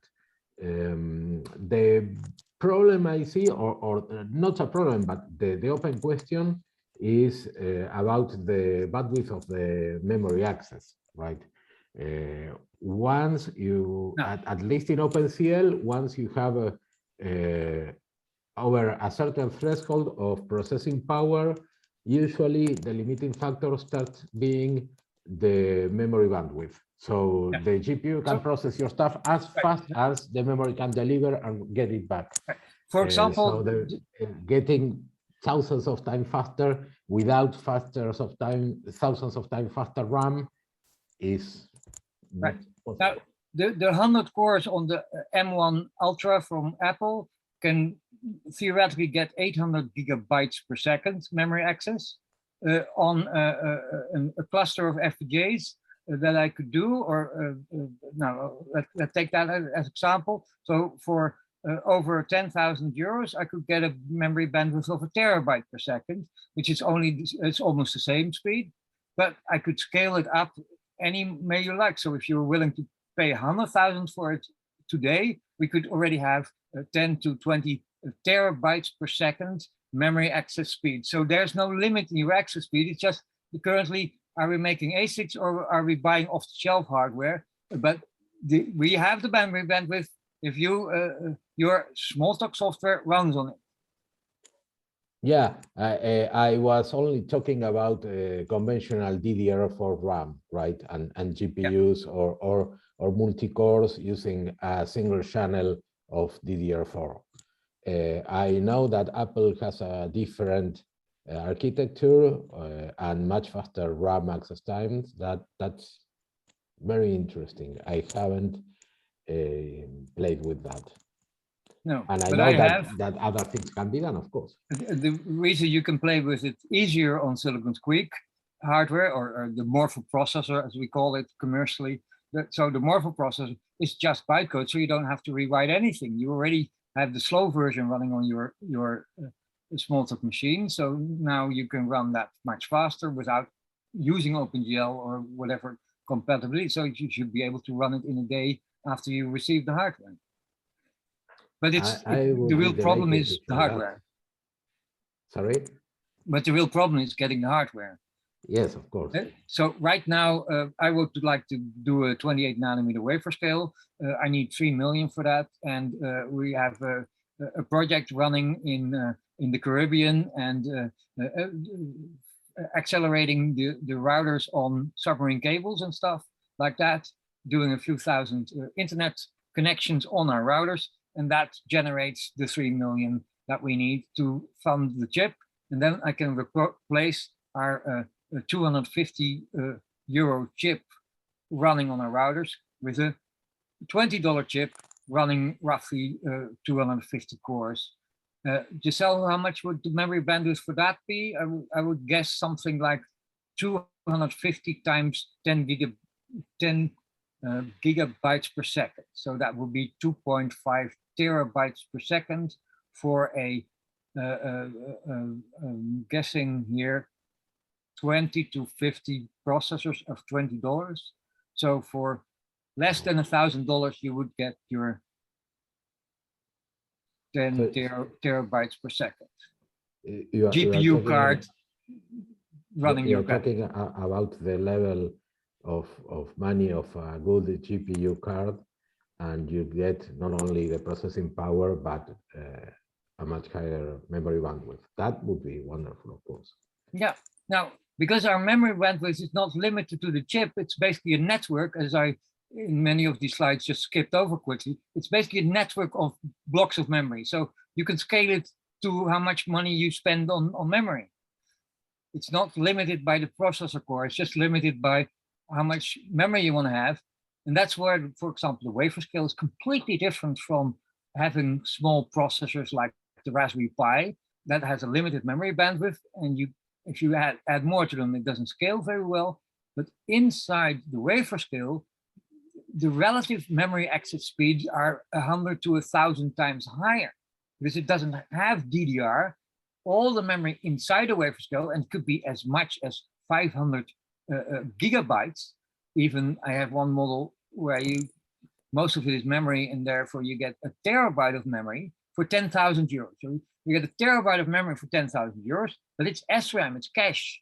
It is more than 200 times faster than DDR memory. And for a graphics processor means, I have to guess for you right now, but let's say you have that wafer scale for 10,000 euros. That's the production unit price. So it would cost 20,000 euros to put in your home. But Alan Kay keeps saying, if there won't be a 20,000 euro laptop out there, I'll buy it in a second, because it's more important for me to have one like that than have a car, a cheap car. So you could get one, and now you would have memory bandwidth in the order of petabytes per second. And that would be your graphics processor. So there is no limit. There's only a limit on when will it be in the shops. And to me, the limit is, when can I finally get to spend 3 million instead of only spend the meagerly budgets like we've been doing in the last 20 years, like 20 to 50,000 a year at best to create this hardware. That's not enough, but it's more than enough to build the whole thing, except in tiny quantities. Now we need to build it in mass production, and that's why I'm working to get my 3 million funding. And if I had 50 million funding, then we get the top of the line 10,000 million core 150 to petabytes and exabytes per second versions. The point is, it's just now limited to how many people can I pay to program. Most of the good ones are currently stopping and becoming pensioners. And the other ones, I need to pay 200,000 euros a year to get them to work on such a project. But the most important part is, 2-3 million to do a small ASIC, and 50 million at the highest to do the largest, fastest, to do an M1 Ultra competitor, which would run 10,000 times faster than the M1. So that's just a funding problem now. It's no longer a technology problem. The real problem, however, is not the hardware, it's the software. We now need to write all the software again in a parallel fashion. That's the real job. That's actually what I want. If I had another 2 hours, that's what I would talk about right now. Let's rewrite, burn the disk packs, rewrite the virtual machine, Smalltalk from scratch. It won't appear much different, but the tiny little details in the bottom where the sequential is presumed needs to be taken out and made scalable in parallel hardware. But that's what you just did with your graphics algorithm, Juan. So it is doable. On that note, can I just stop the recording at this point? Because I know that Giovanni takes time to encode all of these, and if they get too long, it's a bit difficult to get them out. So I'm not going to end the call. I just thought I would rather also record the others. So I'll start recording myself, if you don't mind. Yeah, sure. I'll stop this one, and then Matthew, you can leave it. I'm just gonna make okay. a mark of the time. And, okay, yeah, okay, there you're there, Giovanni. Good. Yeah, Sometimes in questions I get the really interesting things where the reason I'm in this group, so I wouldn't want to miss them. Because okay, no problem. Okay, if we put a marker in, that's a good point, and then if we get some good stuff, we'll leave it in. Yeah, go ahead. Future things. You hear me? I can hear you. Yes. Hear me? Okay, so you're on a roll of all the future things. Very interesting. I love the context you've given it all from the start. But my question right now is, I've had since 1990 something IBM Smalltalk e-commerce system that's multi-tenant, and the big limitation is the IBM Smalltalk, Visual Age, or Faro, or any of the Smalltalks other than Gemstone, which uses way too much memory. Yeah. How do you host multiple web stores on a server with Smalltalk? It's are there any solutions today that allow me to build web apps that take advantage of multiple processors and cores? Right. So in 2008, I used the first releases for Seaside, Magritte, and Pierre from Lucas Rangley and Avi Bryant. He did a startup called DabbleDB. I think that was the best hosted website in the world. He got acqui-hired by Twitter quickly after and killed the project, but the software is still very... So what he did was, every time somebody hits the web page, instead of having a cookie, it has a session key and immediately restarts a virtual machine just for that user. So he had 1 million users, so he had 1 million VMs sitting idle on his hard disk behind an Apache proxy, a reverse proxy. So that's the first question. He basically just had 1 image per unique visitor on his website, and it scaled easily to millions of users and separate servers. It could be all on one server, could also be on separate servers, the proxy made it all look. Now, today you have exactly the same system in CloudDB. They probably wrote it in C++, but the point is, in Seaside, it's only a few hundred lines of code. It scales perfectly. It might take you a couple of weeks to get it to work on your IBM Smalltalk. If that IBM Smalltalk runs on bytecodes, we can take 2 weeks at best and get it to run on our hardware. So I don't see any problem. It's just, are you willing to spend 4 or 5 weeks? If you're using Squeak or Pharaoh, you don't have to do anything. It's already a scaling website. There are hundreds of websites made with it. It scales perfectly. It's stable. My own website has been running since 2004. Never been hacked. Never crashed. It's a boring squeaky and a CSS HTML thing, and it runs the lively kernel on top of racked with Seaside. It took me over maybe 3,000 euros to write the whole web server hosting system. So it's a one-man project. It's not very difficult. You can get any scaling you like. Merik, there's some problems with that approach. I'm familiar with DabbleDB. Avi Bryant, he lives actually 2 hours from where I live here in Vancouver, Canada. But he started an image and he uses the image for memory. My e-commerce system, we used an object database. We used Versant at the time.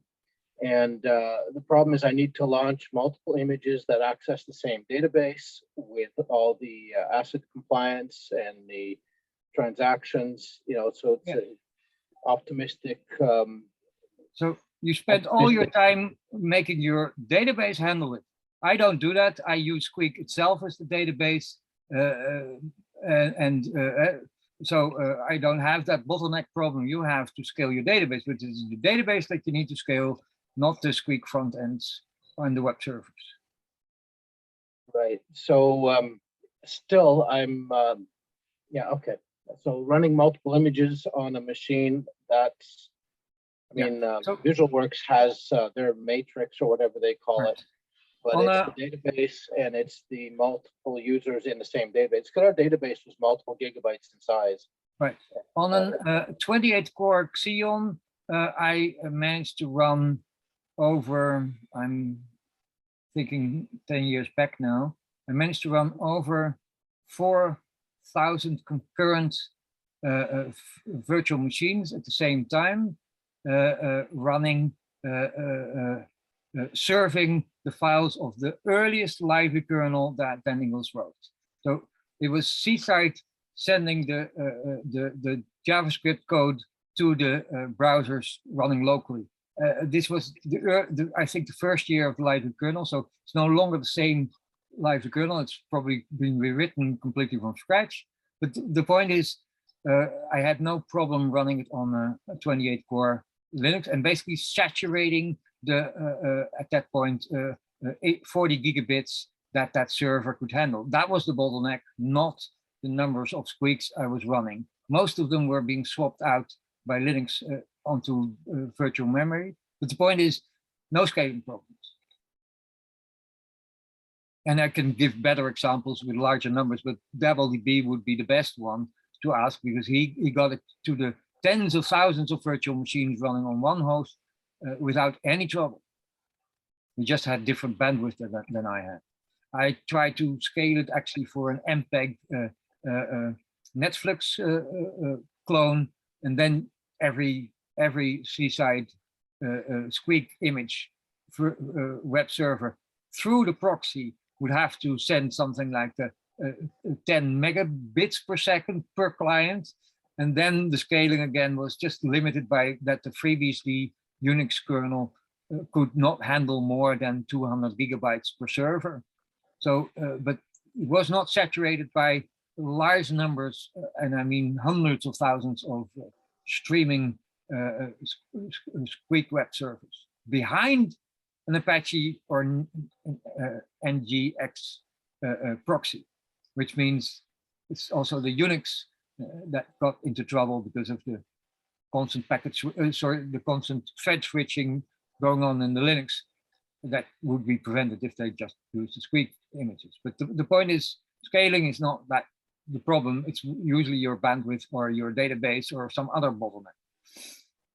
So just one more quick question, and that is anyone familiar or aware of any kind of Smalltalk VM or capability to run Pharo or any Smalltalk on top of .NET? On top of? No, only on top of C++. That's David Ungar, RoarVM, who's in this group. That's just a C++ program that runs on maximum on x86 or other manycore machines, but I don't know what .NET would be under it. Yeah, there were .NET Smalltalks. David Sims, I think, had S script or S sharp, but they were not compatible with Squeak and Pharo. So, but if you say .NET, I hear Microsoft/Azure cloud. So you would run the RoarVM directly on their FPGAs, the same one they use to run the Bing search engine with, and that scales perfectly. That is basically any FPGA they have on Azure or Amazon. You can with a week run Silicon Squeak on. Basically, configure the FPGAs as Silicon Squeak cores and then run standard Squeak software on it, and get terabits per second out of those FPGAs. These FPGAs are really fast and expensive, except you wouldn't want to buy them really expensive. Quality. Sorry? RoarVM production quality in its current state? Ask David Ungar, I would say no. It runs really stable, but there's only 4 people on the planet who regularly write programs on top of the RoarVM. So you would get a lot of people you can hire to help you when you find a bug. And debugging parallel virtual machines is rather tricky. Maybe David Ungar can give a hint on that, because he's been doing it for 4 or 5 years, and it probably was the hardest job he ever did. Or maybe the Klein VM debugging is harder, but I don't think so. I think the C++ RoarVM was hard. I have now, after 10 years of looking at the RoarVM code, C++ code, I'm still not confident I have all the bugs, found all the bugs that are in there. Therefore, my question on .NET, they do multiprocessor VMs very well, as does Java, but so your Graal Squeak, that's an example of a multiprocessor capable if the image has the parallel code in it. Yeah, I don't have any experience with Java virtual machines other than it runs on my machine, and that's where I stopped looking at it. I'm not that interested, so I can't help you. All right, thank you.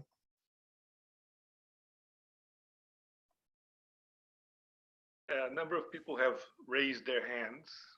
I don't see many. So David Mason, sorry, you just happen to be the first I see. Boris is ahead of me, but I think my question's relatively quick. So I'll just ask my question. You mentioned that you wanted to see the VM rewritten from scratch from a clean sheet of paper. What are the particular issues that you see that are problematic that stand in the way of using multi-cores efficiently?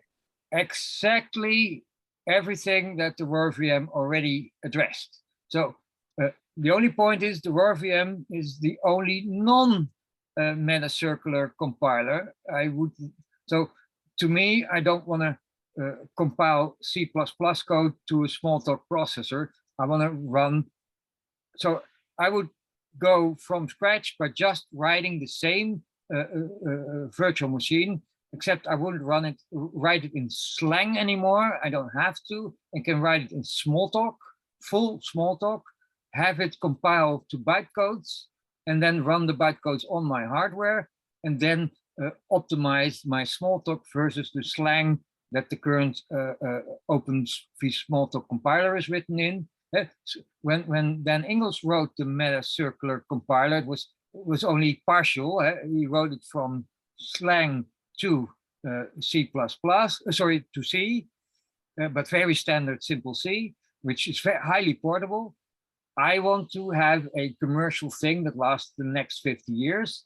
So it must be production quality. It must be capable of completely replacing the macOS system. So I would want to have to rewrite the slang code of both the Back to the Future port, slang part, which is, I would say, 3,000, 5,000 lines of code in slang, rewrite that in Smalltalk. Now I have a full metacircular interpreter. I would then add the JIT things that Elliot Moretta added, but rewrite it in Smalltalk, not in slang. And then I would, that's my main job. Then I would add all the adaptive compilation tricks and generate hardware from the compiler, the inline compiler as well. Add all the security and tagging features that Spur and stuff make possible, but make it now in hardware. So I get the same security that the most stable computer in the history, the B5000 has, the B5000 Burroughs from 1964 by Bob Barton. So I would rewrite the VM to become stable and scalable and better than Unix or macOS. But only so I can port it much easier in the future. So that would be a job of, say, a year's work for 2 people at best. It would be highly debuggable because it would be written in Smalltalk instead of in slang. That's more work, I would guess. So it's making the step from something that already works fine and doesn't have to be fixed to making production code. And so that would be my comment on the RoarVM. That is not production code because it basically is only compiling C static interpreter into C++. That happens to not really run very well on my Smalltalk hardware. But if I want to run it on any other cloud system, like an x86 cloud system, then the RoarVM of today would be good enough already. You just need to add a good garbage collector and a few other things to make it run optimal, because that was not the aim of David Ungar's research. He didn't want to write the fastest VM in the world. He just wanted to make a parallel one. But he fixed all the problems that you can backport into the existing slang or my new right from scratch. And then it would run without any trouble and scale to millions of cores without any problems. And we've done all the work. Now we just need to make it production quality. Okay, thanks. Boris, he's also making compilers and hardware, as far as I know. So he's probably has an interesting. So my real question that I am unhappy about is how come there are exactly the same things that make you not sleep at night and not make me sleep at night. They are exactly the same, and yet we never worked together, or like this is the first time that I hear about. I mean, Giselle talked about you when we were in Argentina 3 years ago. And we never, we never actually, connected together. So this is really something that we need to fix. My office is always open. You can always call me. I'll be happy to talk to you for weeks and weeks. Everybody else who knows me, I tend to talk a lot and work together for a lot. So one short answer to it is, so Giselle is the channel you already communicated with me. So we were in communication, I just not personally, directly, but more important, look, I'm an independent researcher. So one of the things I don't need to do is publish to get grants.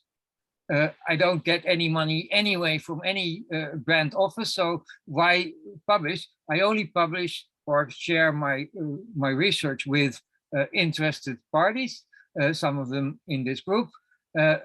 Giselle publishes a little bit more, but he got stuck with his PhD, not because it was not a good PhD, but because the Brazilian government says, okay, you have to do it in 5 years instead of in 6 years. You can't be too slow. So the point is, we are publishing, we are writing, but not so often as other researchers.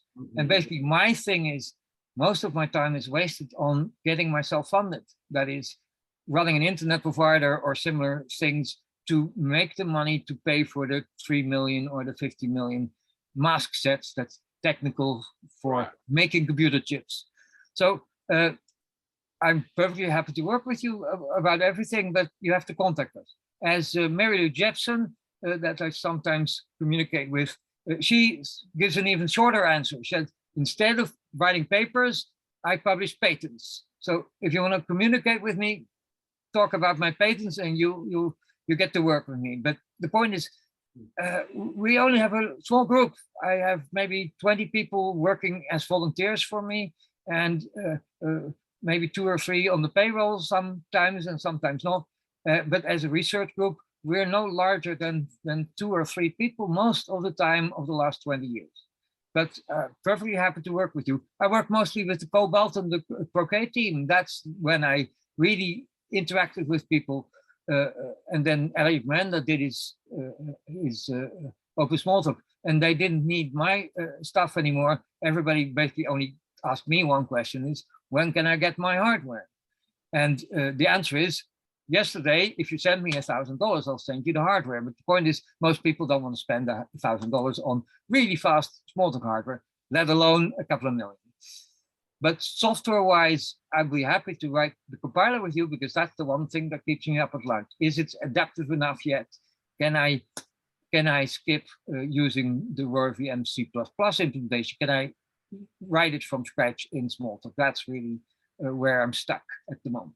Yeah, well, this is where we have been making, well, at least some headway in the last, well, decade of trying to do this.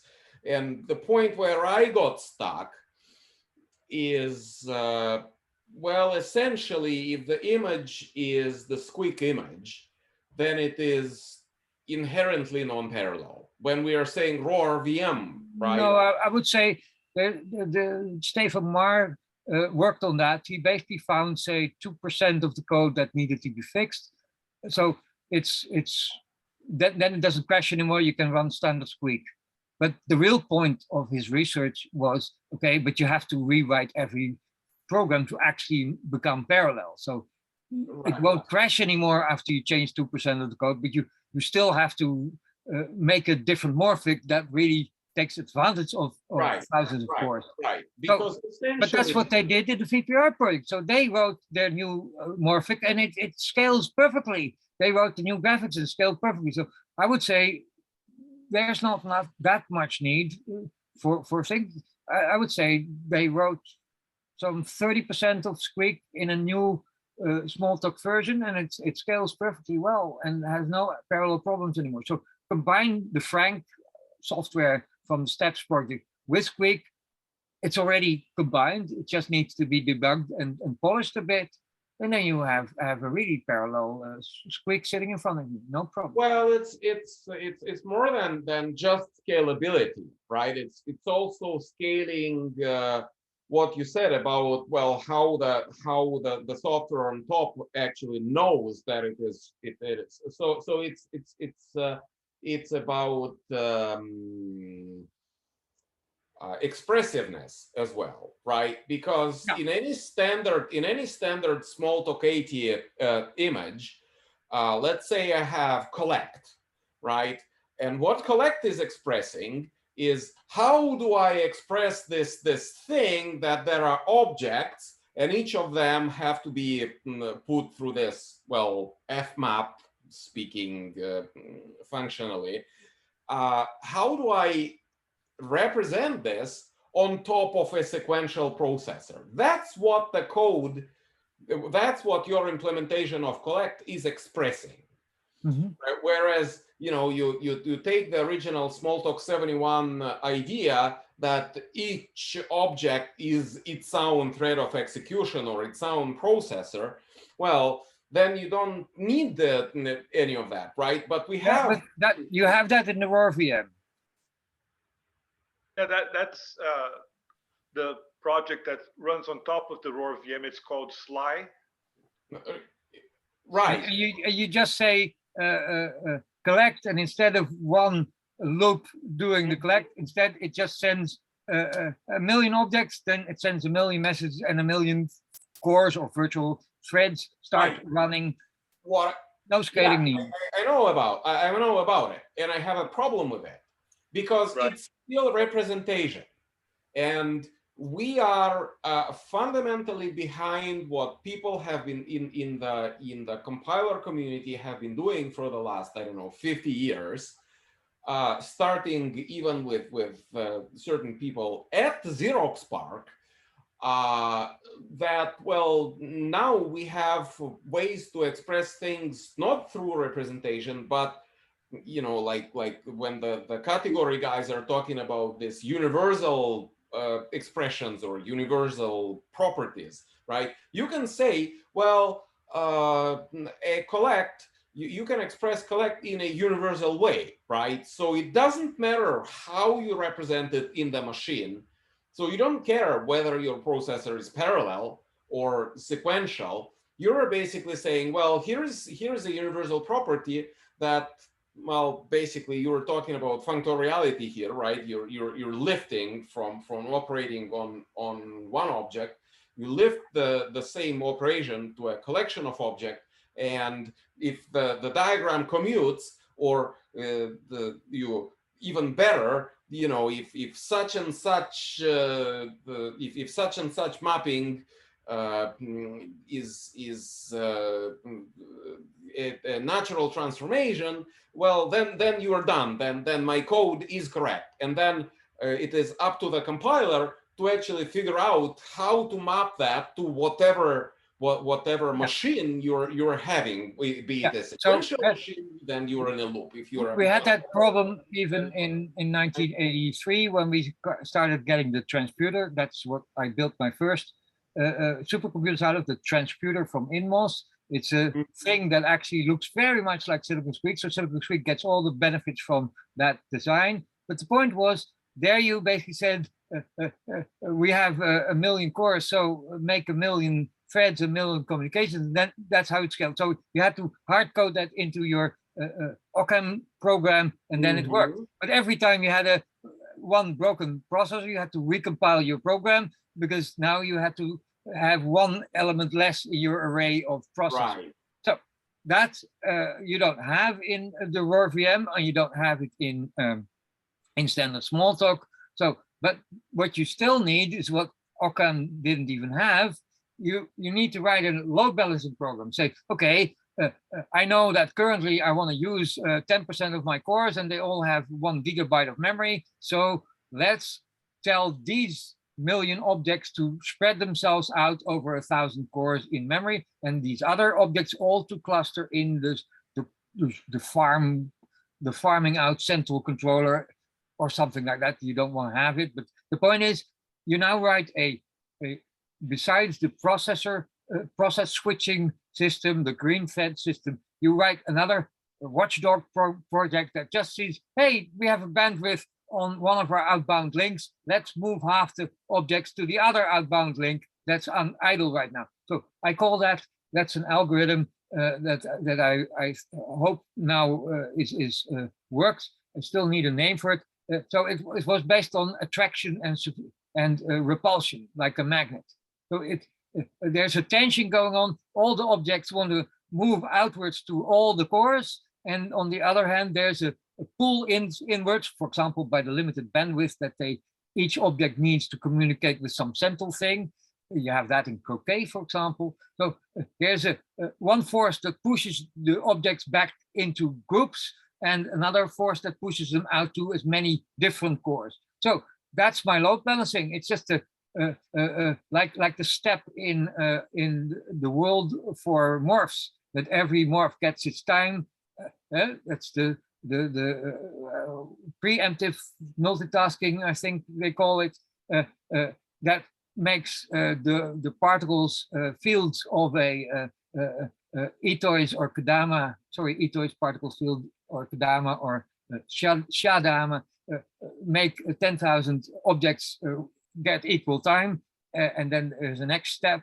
So that kind of scheduling, I now need to write for my random group of objects to load balance between the limited bandwidth and the limited memory access speeds of all those cores. But it's basically not related to the program. It's just a watchdog that says, oh, I see a bottleneck, let's disperse a few more. And in the RoarVM, as David Ungar left it when he had to leave IBM research, that's still manual. You just have to do that yourself. There is no code for it yet, although it's hidden by the higher level language slide. In my case, it's exposed to my load balancer. I call a load balancer a magnet thing, and that seems to work pretty fine. So I don't need to rewrite most of my code because of that. But maybe I haven't done enough benchmark yet. Maybe I'm wasting 20% of all my processing just to push these objects too often from one to the other core, and it didn't need to. Sorry, that's one warning for everyone. Even if you've got all the parallel processing, all the best compilers in the world, and all the load balancing, you still have to debug it, and that tends to be a little complicated if you have a million different threads going on. It's very easy to debug a million objects going to a million cores, but if they're all completely different and not scaled at the same, okay, then you still have a million different things to debug, and that tends to be overlooking a few of these cores. And you won't be single stepping it either, because single stepping a million times, Right. that's pretty slow. Yeah. So it's about writing the tools to let you debug a million cores, but it's doable. David and Sam Adams did a whole job in 2 or 3 years, and to me, those are mature tools. You don't build production systems with them yet. You don't build a Facebook or a Netflix out of them yet. But if you had the resources of a Netflix, you would say, okay, we'll do it in 1/100th of the time that they fixed FreeBSD. And that's how Netflix fixed their problems. They didn't fix their software, they fixed the FreeBSD kernel, and that made everything work fine. Now, in your case here, you get a couple of really good coders to rewrite the RoarVM from scratch, and now all your problems go away. You transition from a working model to a production system. And I imagine that people inside Apple did that last year or so for the M1 Ultra. They had to change everything inside, but again, we have to ask David Ungar. He's probably one of the few people in our Smalltalk community who's talked to the people at Apple who rewrote the kernel part and the core graphics part and the core whatever that Apple needed to fix for the M1 Ultra. But I don't know much about it myself. I fixed the RoarVM in just a few 100 hours, and it's good for my purposes, so I'm pretty happy with it. I just want to rewrite it to make it a nice Smalltalk program that I can debug instead of a C++ program that I hate to debug. But that's just my personal preference. I'm not claiming that David didn't write a really good program. It's just that I hate C++. That's just my personal problem. Is that answering your question? Shall we go to Milan's question, or? Yeah, Milan? Okay, I have a quick note and a hopefully quick question. Sorry, I tend to not be quick answering. Sorry.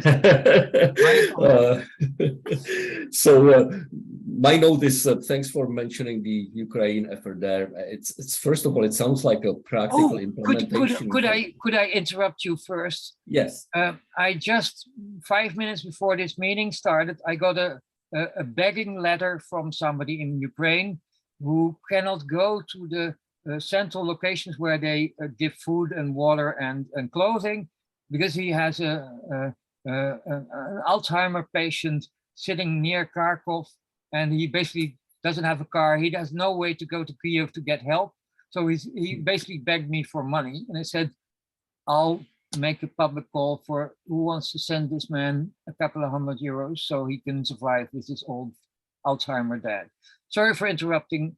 Please ask your question.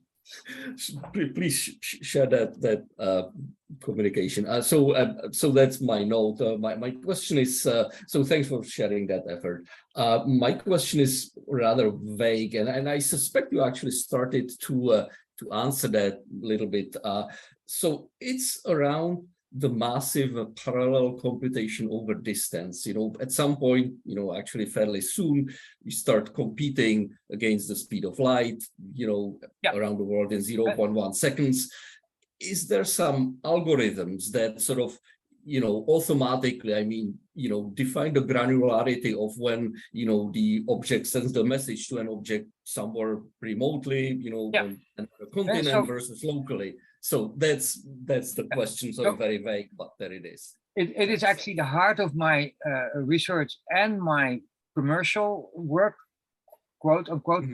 I run an internet provider, or at least I design parts of internet providers. So on one level, I have 10 nanosecond message speeds. And so I can do a message sent to my neighbor core, and within 10 nanoseconds, I could even get my message back.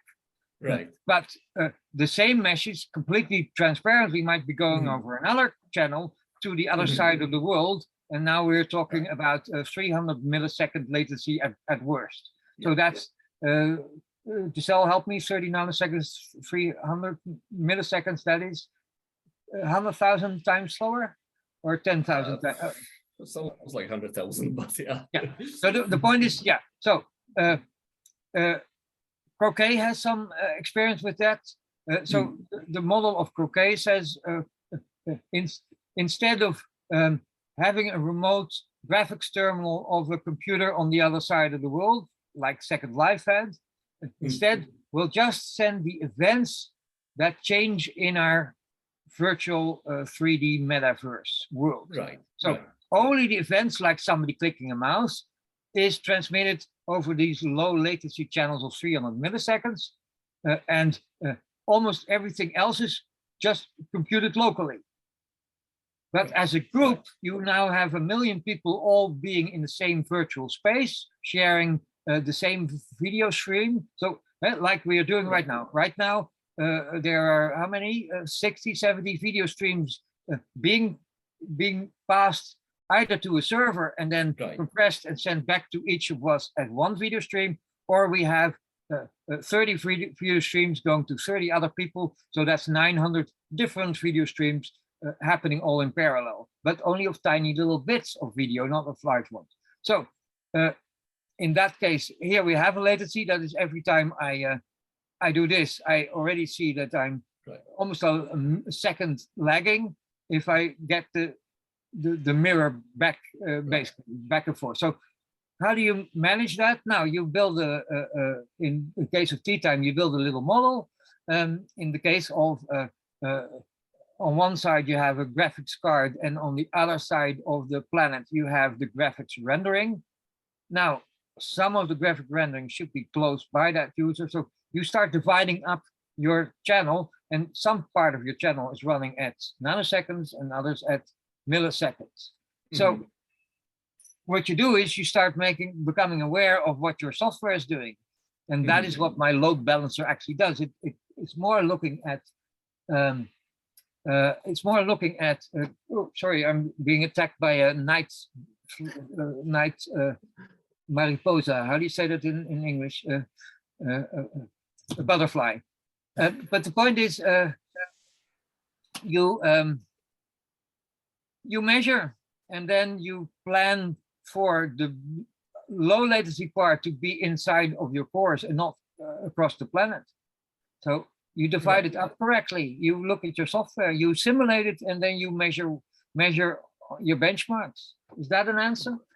Yes, but I guess my sort of follow-up question. So is that done automatically, or is that something that needs to be, sort of programmed in? Sort of the awareness that this. Now, my load balancer does that automatic, but it only sees the TCP, the UDP channels. It opens over Croquet to send all the events. So it's only doing it on a 1 kilobit per second message stream. So it's pretty easy to manage, even if I have 1 million of these streams. But it depends on what application. So in my case, if you would be doing a game, you would have more trouble than my Croquet model. Right. And for those around you who don't know what Croquet is, in this case, it's a massive virtual environment where every participant gets you play a game, you click on something, and then it says in 1 millisecond everyone will destroy this object, but please tell me if your computer is planning to do that in a millisecond. So you all have a millisecond to send them. You have 1 million participants. You send 1 packet out to 1 million people. It comes back from 1 million people, and if one of them not responding, then you can decide, okay, this event never happened, or the opposite. We'll just let that one person lag, and the other 900,999 will proceed, and this object is destroyed in the game. So it's a two-phase commit system over a millisecond period. So we call that futures. So that's a system that manages it automatically. Then I don't have to worry about the latency.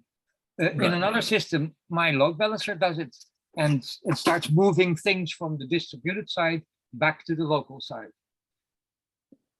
So sometimes you can do it automatically, sometimes you can't. You can't, right? And I understand that in the Croquet sort of situation. Yeah, okay. Okay, yeah, thanks. That answers my question. Yeah, sorry for the butterfly here is something like an ounce. It's really heavy, so it's like a small bird, and it doesn't like my light. But yeah, then it attracts it. I see. Yeah. Yeah, I forgot to close the window. I'm in the Netherlands right now, but next time when we have this, I hope to be in the Peruvian rainforest or on the island of Sambar, where we have our submarine cable, where the Smalltalk will be doing all the routing. And there, that's your other answer, I'll be doing it at 100 gigabit speed. So that is 400 nanoseconds latency for going 10,000 kilometers. Is that that's roughly it? So that's a third of the speed of light. So there I have to explicitly manage my latency. Yes. But it's only 300 lines of code, so it's actually much easier to debug than Croquet, which is 100,000 lines of code maybe. No, that's not true. It's probably 30,000 lines. But so it depends. It depends, but usually it's not that much of a problem actually. Right. Okay. Thanks. And then there was silence. I just muted myself back. Yeah, no more questions. Almost half of the viewers dropped off. That's normal. Charlie, could you type our Sambar Jitsi address in the chat? So I'm inviting anyone after this meeting is over to drop by in the next couple of weeks on our little office in the island of Sambar. That's I don't pronounce it right. It's Saint-Barthélemy. It's a French island where these people like Paul Allen, but he's died recently. But Paul Allen and Jeff Bezos and those people have their yachts, and that's where we're building a tiny little internet provider for these rich people. I heard that the director of Gazprom also has a beach there and a house and a boat. So I'm going to be there not for holidays, but putting lots of Smalltalk routers in people's homes and a few in the middle of the ocean. And we'll be happy to have long discussions on hardware, because that's one of the first places where I expect in the next 6 months to deploy a few thousand Smalltalk computers. That's our own hardware, not. You're teasing us. That's not fair. No, that's not teasing. You want to? I call it the Morphle power router. It's both a programmable inverter and a 12-port 10 gigabit router. And it basically just runs quick. It's a tiny little, you have a routing table. You can do that in the Linux kernel or the Unix kernel, but you can also do it in my Smalltalk. And you can program, you can make a little lab at home. You actually can already do that with Raspberry Pis. That's 100 euros. Now, mine is a little bit more expensive. It's 1,000 euros, but then it runs at 120 gigabits. So that's basically one of those tools you immediately can deploy. Now, you might not know what the price for a 120 gigabit router is. We call that line speed router and switch, but basically 1,000 euros is not a bad price for that. So it's quite commercial stuff. But how many cores are on there, that depends a little bit, because right now there's a chip shortage in the market. So the Intel FPGAs that we wanted to use are out of stock probably for the next 2 years. So I have to switch to a new FPGA. And that means I don't know if it's going to have 40 cores or 60 cores on there.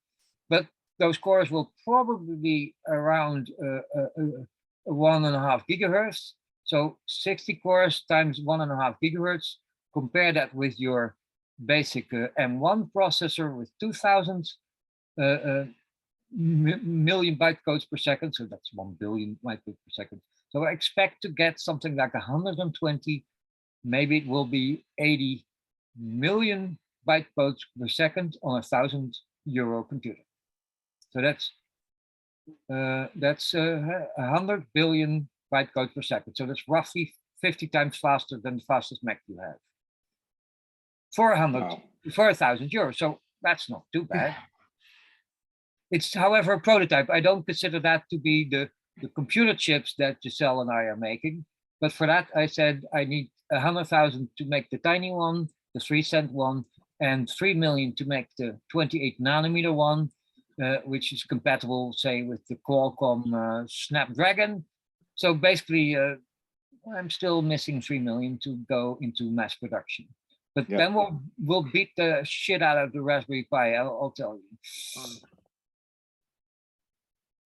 Sorry, I should not be saying shit, of course. So it's pub, you're allowed. Okay, yeah, let's all have a beer on my treat, but only one. I'm not a rich guy, as I already know. One of the cool things I do with my very first prototype, and it also runs on the Raspberry Pi and old Macintoshes, is write the new targeting software for the Starlight dishes. So Starlink. Elon Musk is shooting 5,000 satellites in the air that each do 20 gigabit signal to the Earth. We'll soon have 20,000 in operations. Okay. That's what one of the two things we did in Ukraine. But the point is, that's a dish that basically constantly with 2 motors tracks all these satellites and then has 100 to 1,000 antennas that are doing beam forming. So that's like running 1,000 cores on a GPU. So it's a really computational process to calculate what happens if you have 100 beams from 100 chips that doing, it's actually 25 chips times 4. But it calculates where to point the beam and then calculates which parts of the waves dampen each other out and which one reinforce itself. And then you get a malformed, skewed beam with a certain delay. And that's how you target the satellite going at, I think, 90 kilometers per second, or is it 15 kilometers per second, something like that.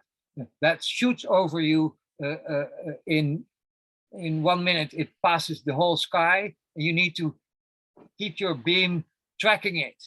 And that's for 100 beams, so it needs to recalculate. Again, it can't ask a data center to help it with this. So it needs to do the calculation itself. And the last 2 years, they didn't do that. So they said, you cannot move your dish. You just put it on the ground and leave it, and then it'll track the satellite. But now, after Ukraine, he switched on the roaming. So now you can put it on a 100-kilometer car, and it still allows you to track. So now it's moving a lot faster relative to each other? Can it do the calculations fast enough? It used to be 1 minute to refine the satellite and track it. Now it can do it in a fraction of a second, every second 100 times. That's more than enough to drive. But if you go in a straight line on the highway, it can now track the satellites again. But if you go on a spaghetti, no, what's the serpentine? How do you call those the roads high up in the mountain where you have to go from one side to the other all of the time with the total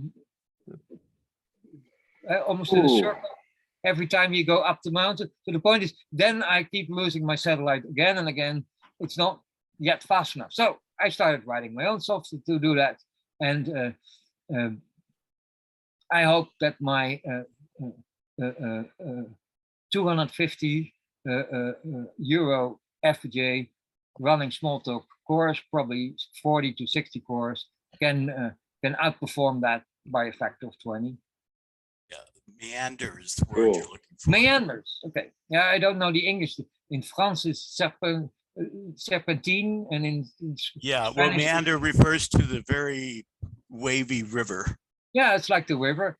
Now, that's another place where we use. So running the software in an embedded device to track satellites is one of those things you use parallel Smalltalk for. And that's why I was very interested to hear Juan saying that he got the software analyzing satellite data inside the satellite, not on the ground, where they usually do it. Now, that is the kind of thing that Elon Musk wants to have too, because on the other side, he has a camera that tells him where the gimbal of his satellite is pointing at, so he can calibrate his gimbal is the word in English, and then correlates that with the 1,000 beams coming from the Earth, and then he knows if the Chinese have pushed his satellite out of the track or it's still in the track. So, and he needs lots of visual analysis for that as well. He doesn't just use radio pinging to get his position. He doesn't just use GPS, because some people forget that. Elon Musk, SpaceX, Starlink, they're not just for having a nice internet connection in your Tesla. They're also a military spy network that completely replaces the GPS. And the Chinese have already put a big budget on shoot them out of the sky, all 20,000 of them. And the Russians really hate them, as you might guess. Because so the point is, that's now places where the Smalltalk software really should make a difference. And I'm looking at Juan. For how much would you be willing to put quiz on such a system in a space station, in a 2 million costing 1 cubic meter satellite? They call them CubeSats. If you want, we can schedule some other call to talk about the RISC in a bit more detail. Sadly, Juan, I can't hire you, but I bet that Elon Musk would be very interested. Well, yeah, I would like to understand better what you just said in order to give an opinion. I mean, you think that in order for this communication for tuning these steerable antennas to make communication effective, you need to run this kind of software on the satellites, right? Yeah, but it's more in the line of what you already wrote. Say he has an 80 million pixel camera with 60 frames per second, getting with super high resolution. Can you analyze those? Kind of optics? Yeah, it's because optics. you need a very good telescope to do that. You need a nice observation satellite. So that's where the problem is. So he has all these cameras there, but basically they're just very souped up iPhones. So he doesn't have the really professional optics, because these are just CubeSats, and they have 20,000 of them. So his total budget for the optics is too small, but he does have 20 overlapping iPhone-like cameras with fixed lenses. Now that means another image algorithm to get sharp images. And the first question to answer with such a problem is, what is the angular resolution of those cameras? You cannot do magic with image processing. 80 million pixels, I heard, and he has a no, wider. By the angular resolution, I mean the GSD, the resolution in meters on the Earth. Okay, and that depends not only on the resolution of the sensor, but most importantly on the focal distance of the telescope you're using.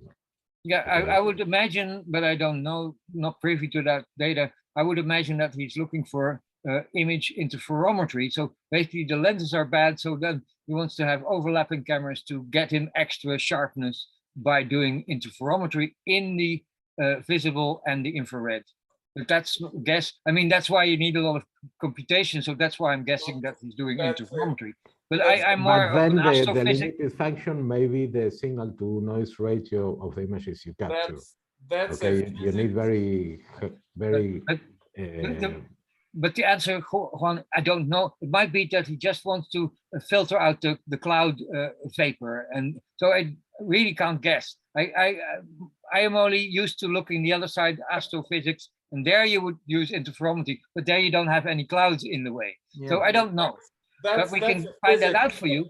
That's a physics approach to it. The Russians, when they were doing the first soft landing on Venus, they did a computational approach to that. So what you do is you orbit Venus many times. Your problem is that Venus has clouds all the time over it. Yeah. So you cannot see where you're landing. Yep. And is it going to be a rock? Is it going to be, flat? Is it going to be vertical? And like, how do you land on such? Is it a pool of lava? Yeah. So what they did was this Professor Pytyev did this. So what he did is you keep orbiting and you keep it photographing, right? And out of 10,000 photographs, you combine them with a model of how. So photogrammetry, just standard photogrammetry. Yeah. Which we also use now for making pictures of the Notre Dame by just scraping them of Facebook and other just people's iPhones and Androids. But if you have hundreds of them, you can overlap them all and then make really sharp images out of really bad piles of images. So that's just computation. It's probably quite like the software that you did give me in 2007, 8. Where you were still thinking about building the graphics algorithm. But the point is, it's quite suited to your morphic, which takes the curvature of the Earth into account, etc. So the point is, it's just a lot of computation. The point is, he needs it up in a satellite, not down on the Earth. So it needs to be a portable, single chip, 100 core thing that can cost whatever you like. It could be a fixed ASIC, but can you write it in Smalltalk? Because if you write it in C++, then it'll take you 5 years to debug it. So can you write a quick one and then throw thousands of cores at it? That's basically, I think, the solution most of these people look at, because it's hard to do computation in space, but not if you have 1,000 processors to do it with. What I can tell quickly and for sure is that what I did was to prototype the image rectification and the 3D model of the Earth in Smalltalk, and then rewrite just 100 or 200 lines of Smalltalk code by hand into OpenCL and push that to the GPU in parallel, of course. Right. And that was enough to make to make a use of the capabilities of the hardware of over 90%. in terms of memory bandwidth and processing power. I don't use OpenGL. What I did is I loaded OpenCL, not but, OpenGL, OpenCL. But that's just faster assembly. So what I did is I loaded the full 500 gigabyte OpenStreetMap, which is just a set of vectors and coordinates in my memory. I just got myself a half a terabyte of RAM, then took RoarSal, the standard Faro RoarSal, and loaded everything as coordinates in my system. So XML to a collection of three-dimensional points in the standard points from Squeak. Had a wireframe model, added all the mesh bitmaps on all the triangles, then did a calculation. Now it took me 6 months to calculate that on a single core Mac Squeak. Then I did a parallel version on top of the RoarVM and 10,000, the ones I mentioned before, and I got it exactly in 8,000 times faster. Now that's 8,000. So if it's 6 months, then I got it in 4 hours. So I ran it 10,000 times faster in half an hour. It did exactly the same algorithm that I ran on my single Squeak for 6 months. So it scaled almost perfectly. It was completely memory bound, not bound to disk or to my algorithm. So now I knew, okay, I need to buy 1,000 FPGAs. That's 200,000 euros, and now I can run this algorithm every half hour continuously. So that is, it's the simple massively parallel. But the point was, I say the same as you say, Juan, it was only 200-300 lines of code. You write that really quickly in Squeak. Okay, the debugging, because it's so much data, it takes a little bit more time than normal, but you get it working in 3-4 days. And then you say, okay, now I have my complete map of the Earth completely updated every half hour. And in my particular case, that was my first slide. You see that in my Firewood white paper. I do a spanning tree map on every point on the planet and then calculate what is the least amount of cabling to interconnect them all with fiber and electrical cable. That saves you, say, 100 to 500 euros of digging and buying extra copper. That saves on a country with 9 million houses, saves you now 50 million in pure copper that you don't need. And that pays for the 200,000 of scaling this on hardware that's off the shelf. Except I wanted to have 3 million, then I would make my ASIC, and I would have done it 1,000 times faster for the same price. But okay, that's the economics of chip making for you. But the point is, you could do that even on Raspberry Pis, and scaling is a software problem. It's not a hardware problem. That's just to make it 100 times faster for the same price. That's what hardware do for you. But it's the scaling part, in this case, from 4,000 hours of continuous calculating back to half an hour, factor of 8,000. You do that just by 8,000 times more processing power and the same 300 lines of code. Therefore, it scales. Oh, but yeah, what I actually am explaining is, but do make sure you have 500 gigabytes of memory to store all it in memory, because if it comes from disk, then you're still 1,000,000 times slower.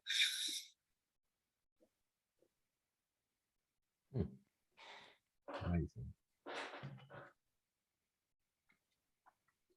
Did anyone see David Ungar or Ben Ingalls leave? Because I asked him a few questions, but yes, and I saved the text of the chat so you can look at it later. Okay. Please do, because it normally is not saved, and I would hate not to answer those questions. Because it's their work, for those who don't know them, it's their work that my work is based on. If then David Ungar, Dan Ingalls, and Alan Kay wouldn't have done so good of a job, I would have not finish my work in the next decade. I would recommend the RoarVM. I mean, it's a brilliant piece of software. It's just a C++, which I hate. And it's also 32-bit, so Oh yeah, that's I was trying to compile it on my current Linux machine, and it's easier to use an older 32-bit Linux rather than that. Nobody has to answer this question, but could anyone tell, is it even an interesting talk, or was it actually a complete waste of everybody's time? I don't know, because I didn't see anyone's faces. I just saw my own slides and nothing else. So I just droned on without knowing if I interested anyone. You're still sharing your screen, so for me, it only shows 4 people rather than everybody. My screen is being shared. Yes. And yeah, okay, now I get it's true. Yeah, how do I switch it off? Yeah, probably the same button that turned it on. Which I couldn't find because my mouse didn't work. I'll work on it. I'll find it. Right beside the chat. Yeah, but again, I haven't seen the chat. No, it's a bad software. It doesn't even have a good menu. So hide video panel. No, sorry, I'll shut up. It's at the bottom, isn't it? The share screen bit. If you maybe you've got it hidden. Share. Stop share. That's it. Yeah. It just says share, but not share what. So now I see more faces. Okay, now I see. Anyone here in this group who want to teach 2 good programmers and 1 brilliant one about Smalltalk, because Cesar Ayala in Mexico and maybe Sly together with his future wife in they would definitely would be interested in a lesson from one of our experts here. I'm just an amateur in Smalltalk, so I should not be teaching them. Maybe some inspirational words on why to spend the rest of your life doing Smalltalk.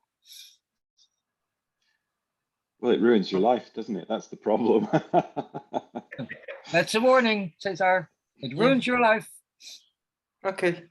No, it's okay. I love Smalltalk, so, but I love it because it's the future.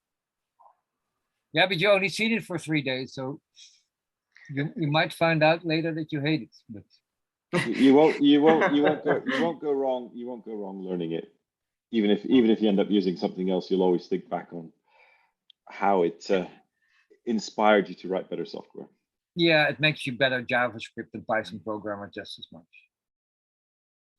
It's not just a dialect you learn, it's a better way of thinking. Yeah, I would suggest anyone wanting to know more about Smalltalk to please read Design Principles Behind Smalltalk by Dan Ingalls. It's the single most important piece of writing ever. Sorry, could you repeat the title? Principles, the design principles behind Smalltalk. Yeah, that's both a text and a video. Pretty much, yeah, I agree. It's to me, it's the Byte 91 magazine that got me completely hooked, and I've never left it.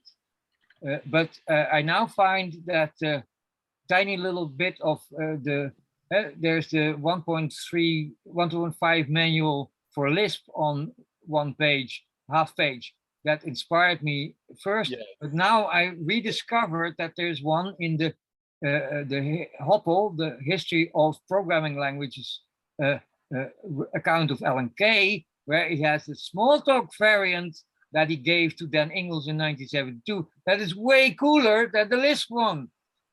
So it's the typical understatement of Alan Kay that everybody should look at the Lisp 1.5 manual and not pointing out his own, which is way cooler and more understandable, and of course, completely written in Smalltalk. And that one is, Giselle is here for anyone who wants that particular one. But like Dan Ingalls says to everyone, if you read the half page of Lisp manual, you'll lose a month of your life. But if you look at the Alan Kay then English one in the Hopple, the history of programming language, how Smalltalk was created paper, then you don't lose half a month or a month of your life. You have the feeling like after that your brain has grown a little after you read it and said, wow, is that it? And then I need to open a bottle of champagne to cool down my brain because it's so cool. So thank you, Giselle, for reminding me that I had to go through it. We did that 2 weeks ago or something. Certainly worth a reread. I haven't read it in ages. Yeah, so that's my inspiration. Go read it again. It's fun anyway. I also can highly recommend the other book, not Dealers of Lightning, but no, the account of how they got the Alto and Smalltalk to run at Xerox. The Mitchnick book. They're quite good on Audible as well. They're quite nice to listen to. Yeah, and by the way, anyone who wants all the Smalltalk books, I have 50 terabytes of stuff. Roughly 4 terabytes of that is pure Smalltalk lectures, videos, and all the books and all the scientific papers you could ever read in your life. So just send me a link, and you'll get a dump. That is, you can then organize it yourself and send me the dump back, so I can give everyone an ordered collection. But I have the raw collection. I call it the Smalltalk Museum. And for 3 years now, I'm fishing anyone who wants to organize it with me. Please do, because I get hundreds of requests for the data dump, but nobody wants to organize it. It's got cool stuff like all the lectures of Alan Kay in Squeak as eToys projects. That is 25 years of really cool stuff that never was discussed on anywhere, mailing list or forums. It's like you suddenly have Alan Kay sitting next to you for a couple of weeks. Now, and Juan actually had Alan Kay next to him for a couple of weeks. So how is that, Juan? No, I never had Alan for a couple of weeks next to mine, shot for a couple of hours, a couple of times. Only a couple of hours, okay. Yeah, and it was great, of course. Okay, yeah. Now I thought you actually were in his office for with when they were still working on Squeak in 2000. Well, I did an internship with them, but it was remote. I only met him personally for a couple of hours. Okay, yeah, that's a pity then. So now my whole company is remote, and everything I do is being remote. I haven't even but the point is, remote is really good, except for meeting people like Alan Kay. You actually want to be there. So it's too late. I mean, he now moved to London, so he's very close by. Actually, if we wouldn't be on this talk, I would be happily spending the rest of my life waiting in London to meet Alan Kay. But again, you only get a half a day, and that's the best you ever can do. And you would only do that if you're a PhD level student. So again, I'm missing out on all that. Everybody else around me did. Oh. Yeah. Well, you know that Alan is quite active on Quora. You know. Sadly, yes. Yeah. I want to be angry at him because you cannot copy and paste and save the Quora talk, because Quora is anti. You can't record it in any way, and soon it will be gone. But the point is, yes, I read everything he ever writes. Yeah, and that's what's in that data dump, of course. I agree with what you say about Quora. That's pretty bad. You can't even copy and paste. There's no way you can record it other than a screen dump. I didn't try to that, and it's even worse news. But at least it's a place where you can interact with him and ask questions. But you can also do that on Hacker News, and that's where we had ended this conversation. Okay, cool. But no, I have access to Alan Kay's talks and knowledge, but meeting him in person is another thing. for hours, not for a little while, that's possible, but I want to ask him some weird questions. For example, there's a famous story that Richard Feynman says on Fun to Imagine. If you Google Fun to Imagine, it's a 1 hour BBC interview. And there he tells a famous story of what happens if a fly sits at the edge of a swimming pool and then puts his feelers down and measures all the waves going in all directions and recreates a visual image of what happens in the pool. And then he makes a joke. He makes the joke of there's a girl diving in the swimming pool, and this is Richard Feynman, he says, and if she's not too pretty, then I can think about what this fly sees and how the waves go. So he makes a mental model of what happens in the swimming pool that the fly sees through electromagnetic sensors like eyes and antennas and radio. And then I realize, look, he's telling this story about the swimming pool at Alan Kay's house, the day that Douglas Adams also was there, the one who wrote the Hitchhiker's Guide. So is the girl he talks about, who's not that pretty, is that Alan Kay's wife, perhaps? She is not that particularly good. She's very nice, but she's not that pretty. But the point is, that's one of those questions you really can't ask on Quora. And I would really want to ask, did you actually sit and talk with Richard Feynman in your hot tub for hours? And is he exactly the same kind of personality that you see on the YouTube interview on BBC? I mean, that's Richard Feynman. Sorry, I'm a physicist, so whoa, I've seen everything Richard Feynman ever did, said, written, or done, and these guys know each other. That Alan and Richard Feynman could have met regularly. So, if you read the Hitchhiker's Guide of the Galaxy again from back to front, you'll notice that lots of Alan Kay is in there. There's a series of YouTube. Short before Douglas Adams dies, where you basically hear him explain. He doesn't use the words point of view, and Alan Kay's research group is not yet called the Viewpoint Research Institute, but you obviously heard that Douglas Adams has gotten a completely new point of view. That's where his humor is based on. He keeps inverting things in English, and that makes him a funny writer. That's where all his writing is based on. But I think he learned that from Alan Kay. And I want a confirmation on that. Was it Douglas Adams who wrote brilliant books, or was it Alan Kay who made him see points of view, and then he started writing brilliant books? Did Alan Kay influence or not? Now, so these are these questions you want to ask if you have more than a few hours. Merik, love it. Merik, if you have the latest Mac operating system, you can do, I think it's called live copy or live paste. Yeah, I was gonna say that. You can.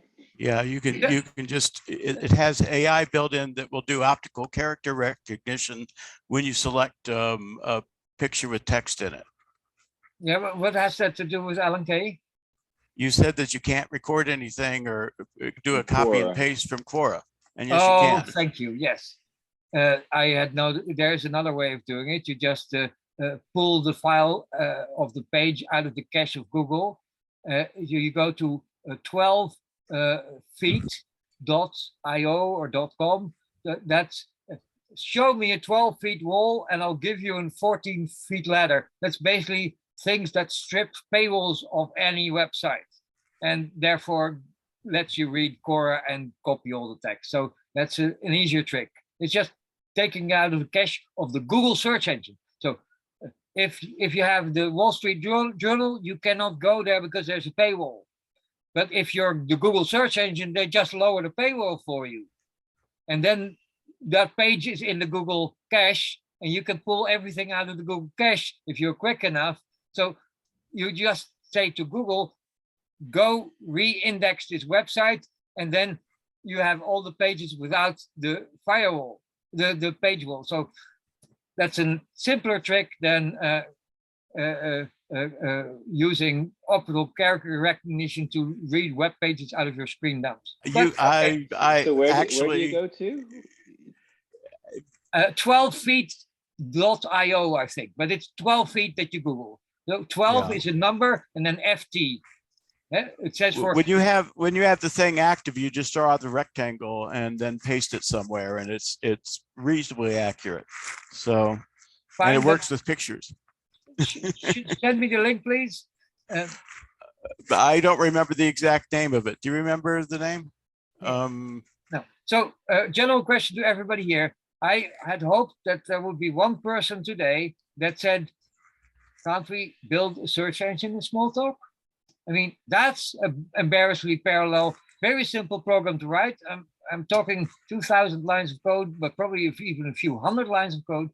I already have access to a complete copy of the scanned web. So why don't we make a search engine? Some that doesn't spy on you and doesn't need ads. Run it in Smalltalk, few hundred lines of code. Go do it. I'll sell it for you. From St. Bartholomew or whatever. Bartholomew. Could you pronounce it, Charlie? Barthélemy. Saint-Barthélemy. Bonjour à tout le monde. No, you're in Panama. You're not in Barthélemy right now. Il faut bien aller quelque part où j'ai de l'internet. Yeah, my internet provider. I need to go somewhere I can get a good internet, and Panama actually I got a good one. Yes, but the point is, a quick Smalltalk search engine, wouldn't that be a great thing to have? And then everybody puts a Raspberry Pi at home. We do a running on all the cores of those Raspberry Pis together. So nobody has the search engine, but together we have one. And I would happily pay $35, $40 and get another 1,000 people to buy a Raspberry Pi and stick it in their router. And now we have a search engine. It's just 400 or 500 lines of code. It's not that hard. Why don't we do that?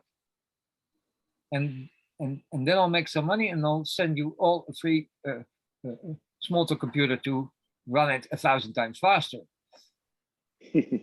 Merik, there's two links. One is to a Macworld article about it, and another is to some random website. Merci beaucoup.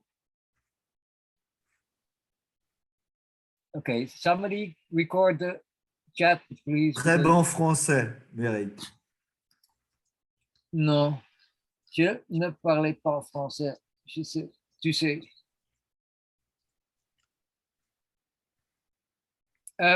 Anyone who wants to hear the Ukrainian story? That's just a whole bunch of bragging and name dropping, but it is a fun story. I'm just not allowed to say it on this open channel because I'm under an NDA.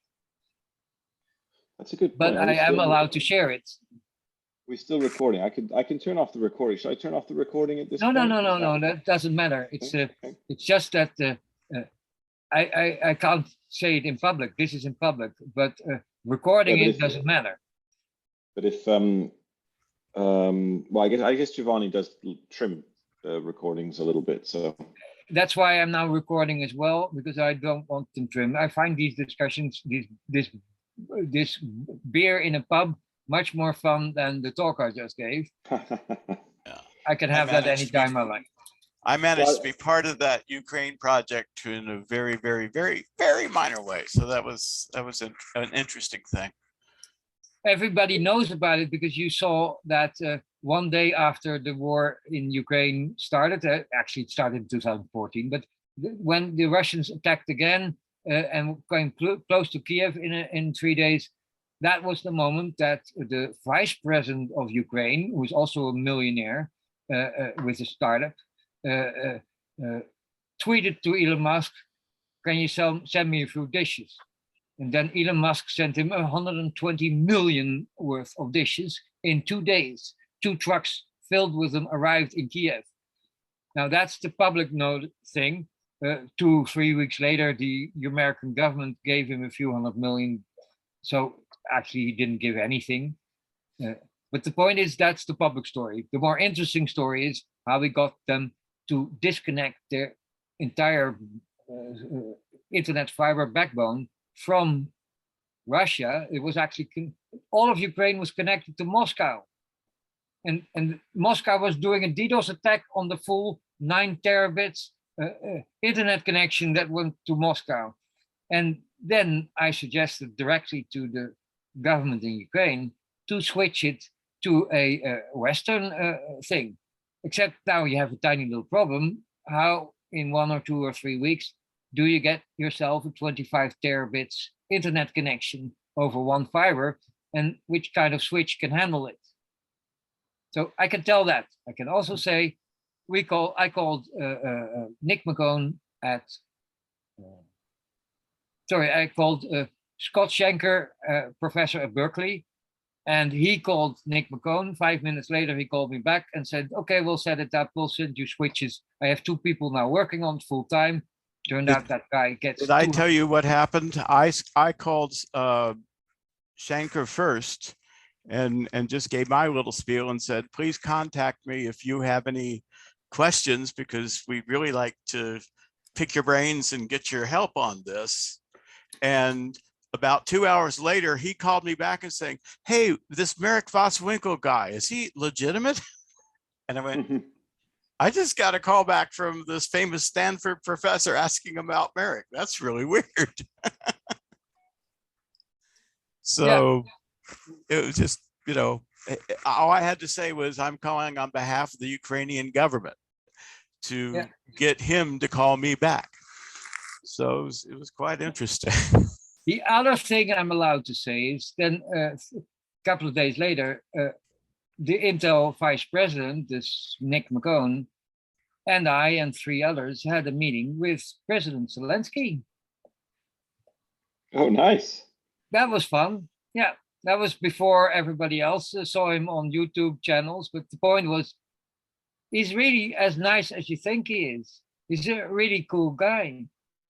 And I had not realized that vice presidents at Intel are also impressed with that kind of person.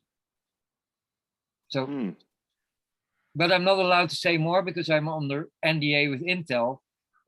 But Lawson isn't, so he can tell you whatever he heard, and all the others just can't come out of my mouth. But it's fun. I mean, you read about this in the paper or you see it on Twitter and you don't believe, but you can actually talk to these people. The Ukrainian government don't want to leave their bunker, but they're just 20 people with a crate of beer and a few cell phones. So they're not particularly special people, but they had a bit of a problem, of course. I mean, the Russians are literally shooting at them. Special.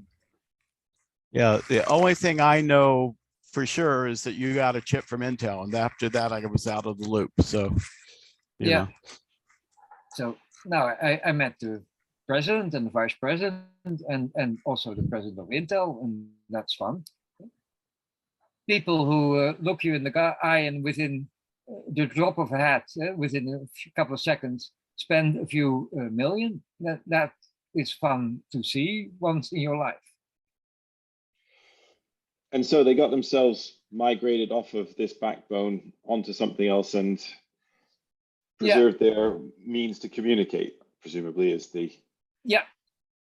So the satellite dishes that Elon Musk sent are just a backup, but they don't need it anymore. They now are no longer connected to Russia, and they're now connected to some European part. And 2 weeks later, the European community said, you probably can become a European country soon. I still have trouble copy and pasting the chat. Can somebody help? You mean Quora? No, the chat in this Zoom. My select all function doesn't seem to capture the text. Maybe there's a save chat. Yes, there is a save chat on the... Yeah, I sent you a copy on. Yeah, but there's new versions add it. The 3 dots says save chat. Okay, thank you. I found it. Yeah.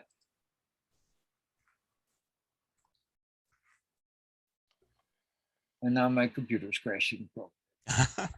So that's another thing I want written in Smalltalk. I mean, we already have Croquet. Why don't we have a video channel and then do a Zoom? I mean, I've worked on Jitsi, that's written in C++, but I rather do one in Smalltalk and add it into Croquet/Cobalt/immersive turf. That will be much better. Now we don't have a video. We have everybody can share their screen, and we can still collaborate and have 500 mouse clicks on one shared screen or on everyone's shared screen. So at the same time, I could start coding on your machine while you're taking over my machine. That will be really cool. And again, 300-400 lines of code plus encrypting a video stream.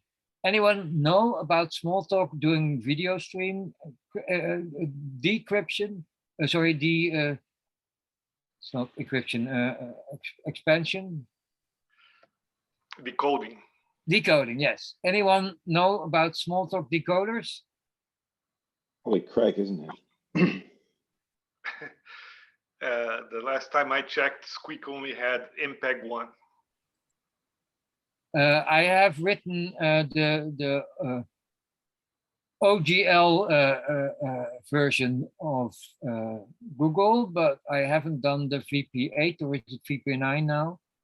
And I tried to do the British scalable one, but the point is, if I look at FMPEG, there are hundreds of codecs, and I want to have them all. I basically want to have an MPV or VLC player in Smalltalk, and because then it can scale, then I can make it fast with more cores. But the point is, nobody's written anything like that yet. Well, there's a library you can get from the MPEG-4 people, which is license free. Yeah, that doesn't matter. It's written half in assembly and half in C. You never port it to Smalltalk. Yeah. Well, it's license free only for decoding, not for encoding. So it wouldn't work. Plus, and it's not important. It's 500 million lines of code in assembly and C. Nobody's going to copy that in Smalltalk, I'll tell you. Yeah. Well, in theory, you could use FFI to do it, but no, you can't. There's a bottleneck. You can't do that. Which C system do you know that has 1,000 cores? Yeah. You would need to do reverse slang, right? Yes, reverse slang. That's really what you need. And then you could still make it 10 times slower and it would still scale. But the point is, no, I can invent fast hardware and cheap, fast compilers, but this is a little harder.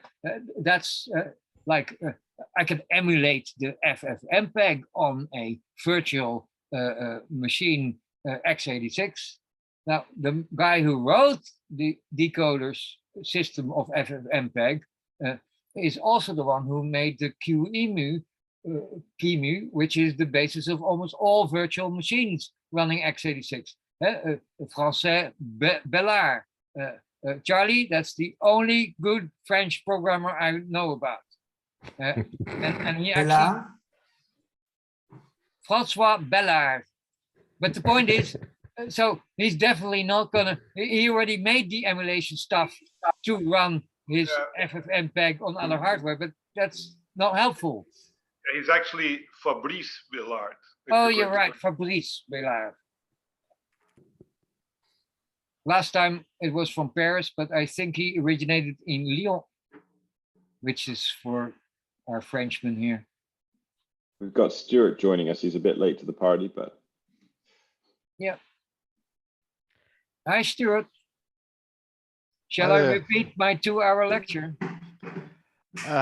No, I've been listening to it. I just had to log off. I'm just double timing with some work, so I'll just put myself on mute. But a fascinating talk. Is really interesting. Thank you.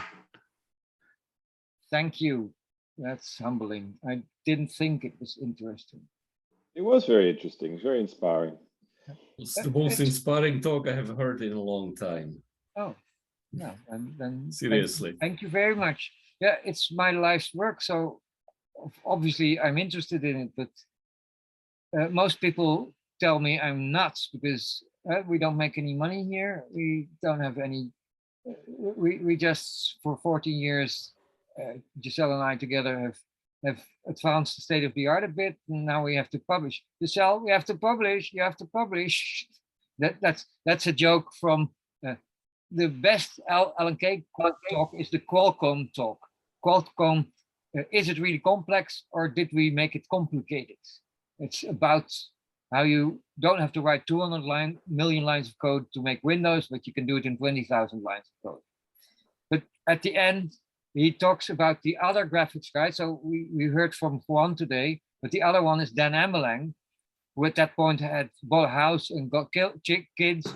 And then LNK on stage in front of all of Qualcomm, of course. He says, and now finish your PhD and we'll sign it, damn it.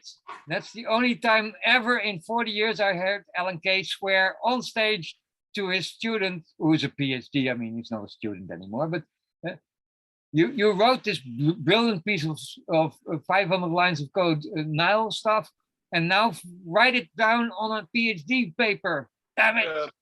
And the same goes for Giselle and me. We need to, damn it, finish the paper. Sorry, but did Dan ever publish his PhD? No, he still hasn't published it. It's now 2011, so it's now 11 years later, and he's never going to publish it. He has stage fright. I don't know why. He has time enough his money enough to write it. He just doesn't want to publish. So it's a stage fright. I don't know. Giselle doesn't have that problem, but I have a similar problem. I don't think it's good enough. It's not publishable yet. It's everybody asks me, where's the hardware? Yeah, at the moment I have a $23 million wafer scale in front of me. That's the moment it's easy to publish. But my aunt would ask me, my mother has died, my aunt would ask me, Merik, it's all fantasy. Where's the thing? Show it. Now, yeah, you can buy $1,000 FPGAs. We have 2 ASICs now. We're gonna. We did a chip. You know, shall I tell what happened with it, Giselle? Do you want me to show it? Yeah, show it. So we did a chip 2 years ago, and the fucking FedEx lost it in transit. No. So our first chip is out there somewhere. That's 9,000 euros and 4 months of work completely lost. Thank you, FedEx. Oh man, that sucks. Oh, well, yeah. But I have a whole bunch of FPGAs if you're interested. I mean, we do have hardware, lots of hardware. It's just not very cheap. $1,000. The cheapest hardware I have was $200 Zinc processor on an FPGA, the parallel board. But the point is, we have lots of hardware, but it's just to be clear, this is not a silicone squeak chip. No, it's an FPGA. Yeah, but it's so it's a prototype. Not. Yeah, but it's not. Can you guys see something? Can you guys see it? Yeah. No, you're not sharing your screen yet. Yes, he is. Oh yeah, I see it. I can see it. Yeah, sorry. So that's the real chip. You want to see? This is a 130 nanometer chip. So that's 130 nanometer. Skype is being really weird for me. It says that there's one participant, but so. It's not Skype. This is Zoom. So Zoom, yeah, I see it. Who else sees it? I see it. I can see it. Yeah. Okay, so the everybody bottom sees part, it. So okay, I so see the bottom part. Let me zoom in to the. So bottom. let me tell you, for the people who don't know how chips work, a chip is nothing more than a drawing. We just draw the transistors in very specific sizes, and he's now zooming into it. So what you're seeing is the effect of millions of these tiny drawings on top of each other. So he's now zooming in, and now you get to see grayed out areas, and soon we'll get to see individual transistors. Why don't you go first to the individual transistors, and then we zoom out? Yourself? Yeah, but first I wanted to say that So- this part here, the bottom part is the part that was designed by a company called eFabless. Yeah, so they're the our CAD design- software guys. Yeah, so our design is the top part of the chip. So for everybody that participated in this Google shuttle, Google financed it. Could I interrupt you, Giselle? Juan, every time I do this, I picture your software rendering this, not this shitty piece of Linux garbage that was written in 1991. So picture this as your software, 500 lines of squeak rendering or quiz rendering code. Go ahead, Giselle. Key layout isn't that bad. Zoom in, please. Zoom in. I want to see a transistor. So let me just explain. First zoom in, Giselle. Please. No. Let me just explain. So this bottom part. It's going to take hours. Zoom into the transistor, please. No, it doesn't take hours. For example, here at the left, there are 2 memory blocks. So let me zoom in. So it's many layers. So we can switch off layers and then you see what's underneath the green. And then there's this, now you see transistors, but they're memory still. looks like. That's what memory looks like. But normally the metal, so this is 2 kilobytes. I forget how many kilobytes it is. It's a very tiny memory, but it's not very efficient. And you have 2 blocks of these. Yeah, he says memory, but we think caches. These are caches for microprocessors. No, they're normal memories. They're not caches. And there's this big rectangle is another memory that's even less efficient. So they were afraid that the memories on the left would not work because this is all experimental design. So it might work or it might not work. And so this is, I'm zooming in here. This is a memory, another memory. I'm going to zoom out now. And so this bottom part has a RISC-V 32-bit processor. So that allows the software, so it connects to some pins, so you can connect it to, for example, an FPGA like the ones that we use, and then you can test the rest of the chip. So let me zoom out completely. I would still rather you zoom in and show us one transistor. We still haven't seen one. Yeah, I'm going to show it. So this region So in the middle, this zooming in is 1 billion times. If you zoom out, you're 1 billion times less than if you zoom in. It's nanometers that we're looking at. Okay, so here we have a matrix. A microscope only zooms in 1 million times at best, and most optical microscopes only 1,000 times. So zooming in 1 billion times, you can only do that with an electron microscope. Yeah, so this is our design, which is a matrix of 16 by 16 little blocks. So I'm going to zoom into one particular block here. They're all identical, so it doesn't really matter. So this is our asynchronous programmable block. So this block can be configured. I called it in the talk the Morphle Logic, but it's asynchronous logic based on the path programmable logic method. So it's so each one you can see that it's connected to the guy on the left, to the guy on the right, to the guy on the top and the bottom. They also and it's covered by another layer. So we're looking through one layer into what's beneath the layers. So the red is beneath the layers, and the green is above the layers. Yeah, I can turn on and off any layer so that we can only look at parts. But it's a little bit empty. You can see sort of. Zoom in further. Let us see one transistor. We're still looking at 1,000 transistors. Yeah. So any of these things here.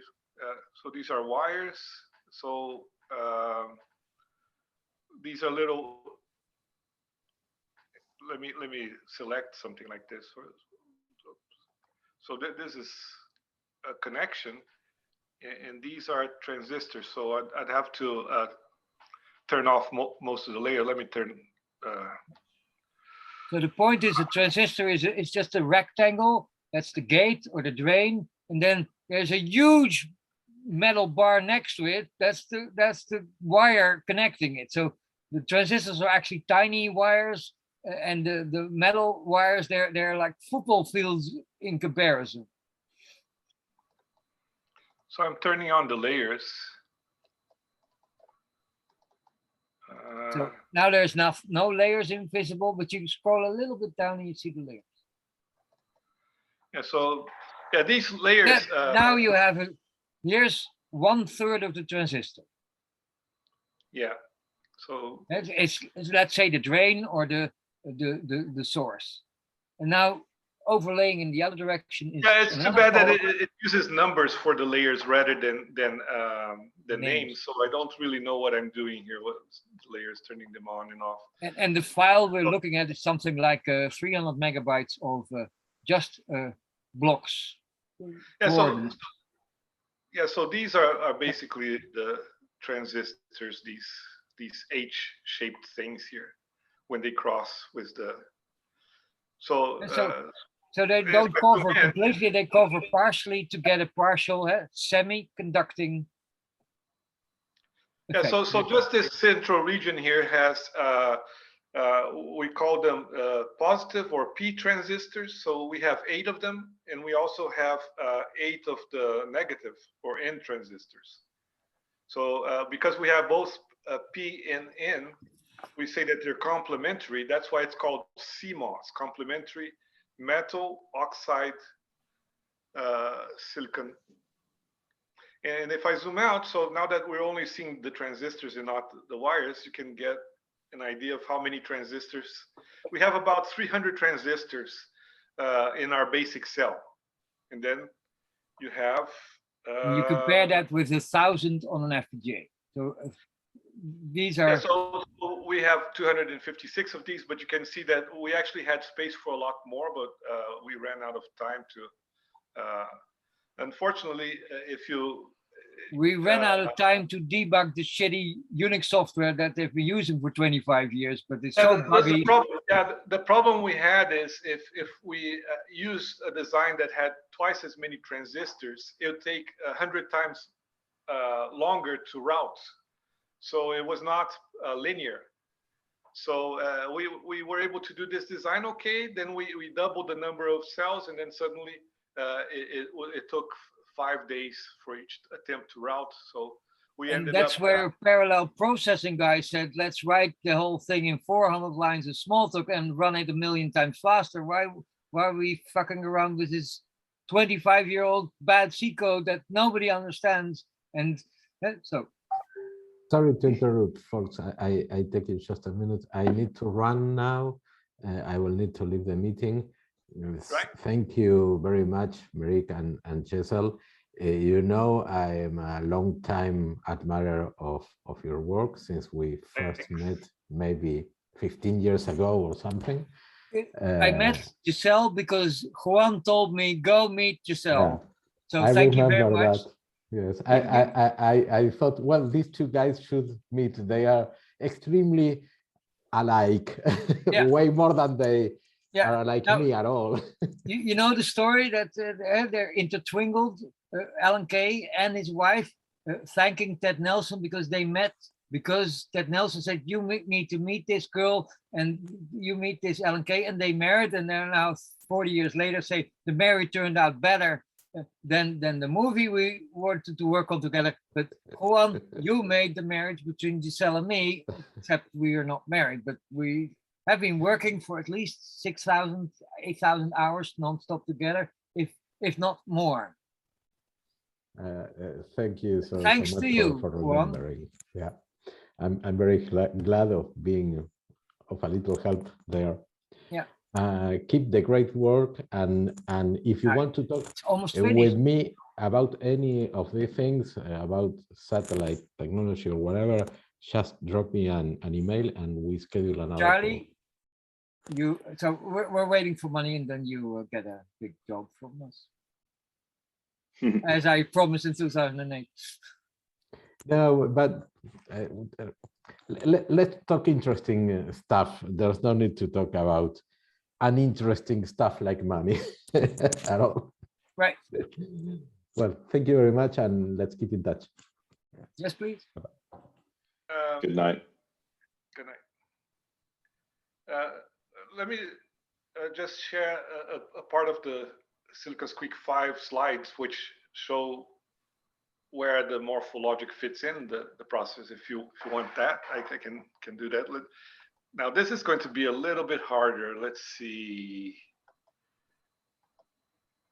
Because his computer is slow and the software is really, really shitty. No, it's because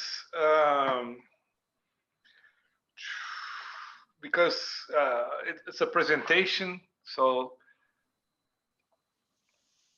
let's see if I can share a window instead of a screen.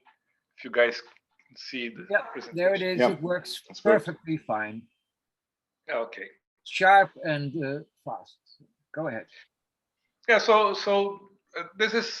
I'm going to skip it. This presentation is of walls and walls of text. So I'm just going to show 2 or 3 pictures of it.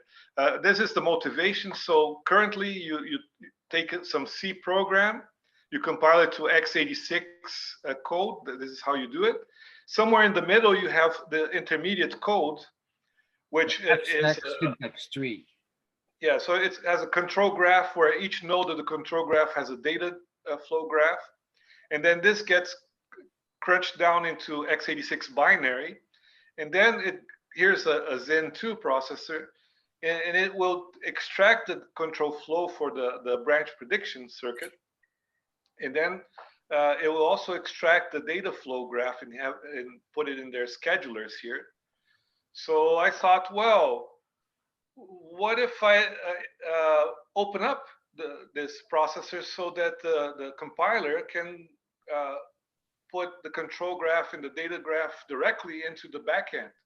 Why go through this indirect method of generating this x86 binary and then expanding it back into the data structures that the compiler had it in the first place? So this is sort of what this is about. So I'm going to skip. So this is the overall architecture. These yellow blocks are memory, about 32 kilobytes of memory each. So I call them the external flow processors that they connect to the network on a chip. That then we have the control flow processors. They handle the control flow graph, and then we have the data flow processors. They're 8 bits each. They are ALUs. And then we have the Morphle Logic, which is the chip that I just showed. So and those chips we just saw, they cost 3 cents if you would make them. Yeah. So you saw a 16 by 16. You can imagine that we have a larger C here of things, but we also have these. C, sorry, that's from Alan Kay's Sea of Gates, an ocean of gates. So many that you could do anything with them. It's like throwing a bucket of water in the sea, and there's enough there. Yeah, so there are 5 kinds of instructions. So I've coded them. So the control flow instructions are this bluish. The memory instructions are yellowish. There's the configure route in the data flow. I'm going to just show one detail. So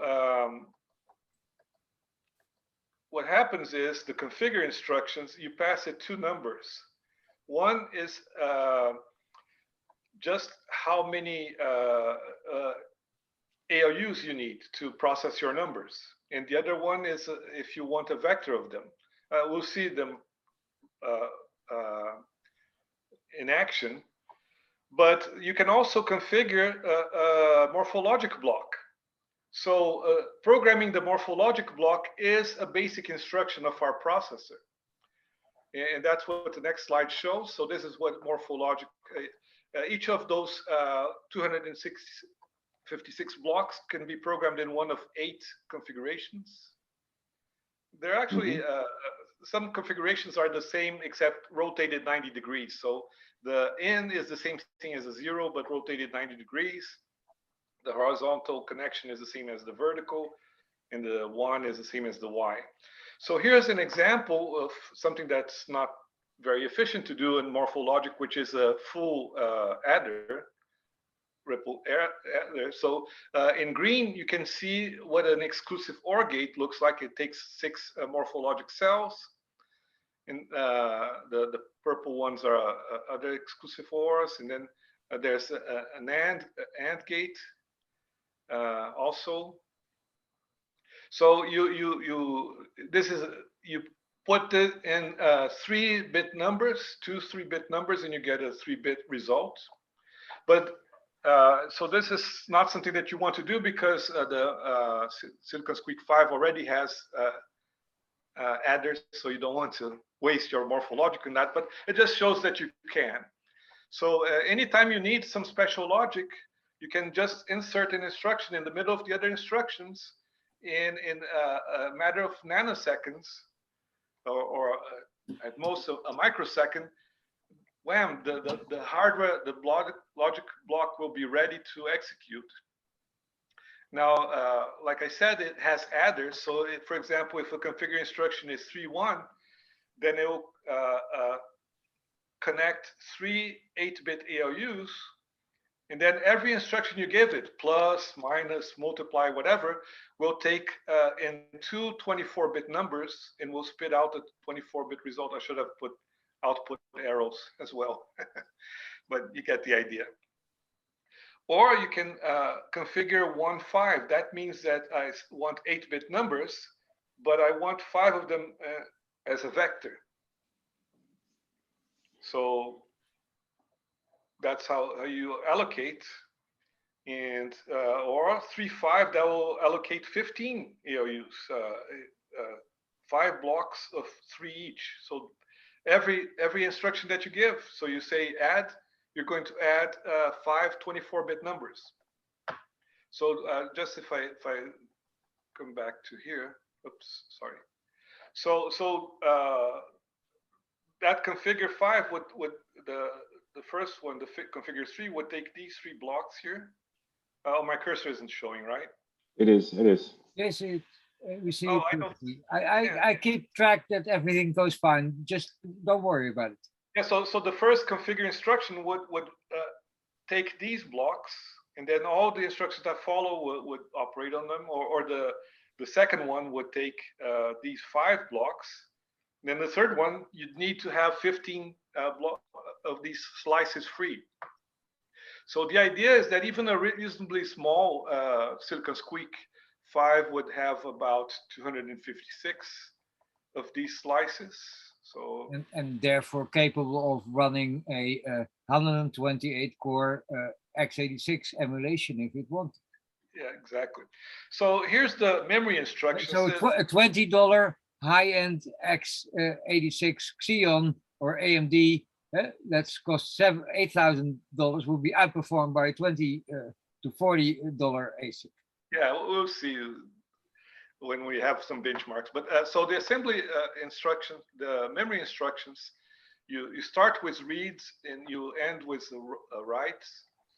And you can configure the memory blocks as well. Like I said, you had those bunch of little yellow blocks, 32 kilobytes. You can split them up in interesting ways. And for example, a piece can be your stack, while another piece is your object, yourself, the receiver of the message, and so on. So I'm going to skip over that. A key thing is that each instruction has a number of inputs that are at the top and a number of outputs at the bottom. So here are the instructions that have been defined so far for the data flow. For example, the multiplication, here I explained them a little bit. So the multiplication actually generates 2 results, high and low in the division, remainder in the quotient. So what happens is, I'm going to go to an example here. There's these route instructions that will take a bunch of inputs and reorganize them. And you cannot actually connect them to, and here are the jumps. I'm not going to go into too many details. I just want to show an actual example. Okay, so here's a little program in C that goes through a tree and finds that syntax tree. No, sorry. No, it goes to a C tree. So each node is this tree node, Tn, that has an integer k, and then it has a left and a right pointer. So this is a pointer tree. Actually, pointer chasing is the worst thing for our processor. So this is, let's say, this is what our processor is really bad at. Okay, but yeah, so it's an example. So memory 1 is the local registers. Memory 2 is the heap. And the configuration 0, you can have several configurations. So, but we only use one in this example, which uses 2 ALUs. So that means that we operate on 16-bit numbers. And I define a few constants here. So here's search, and it will read P from memory 1. And then, depending on whether it's 0 or not, it will return. And if it doesn't return, then it will jump to the next block, which is this one here, which will read 1 from P, 1 from, P from memory 1, key from memory 1. And then it will use the P that it read as an index in memory 2. So these are switching because normally you don't need these routing instructions. Normally the data flow instructions fit together very efficiently. In this program they don't. But you can see that I compare if the two values are equal, and I also compare if they're greater at the same time. You don't have to do sequential.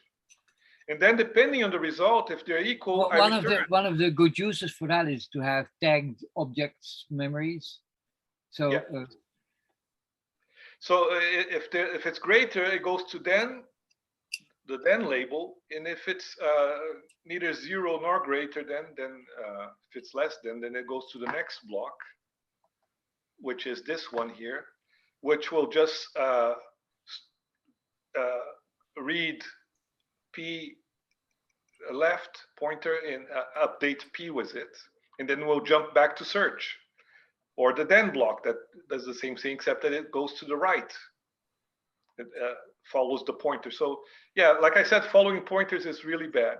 So I have an alternative textual syntax. So this is what the textual syntax. I can't understand this very well myself. So the main syntax for our assembler is these little colorful blocks. So this is what you see on the screen when you program in assembler. And here's the machine. Graphical assembly language. Yeah, so you can type the text if you want, but I find it very unreadable compared to the graphical one. And the machine language for this only takes up 45 bytes, so it's very efficient compared to normal processor. And here's the machine language. It actually has only 4 blocks.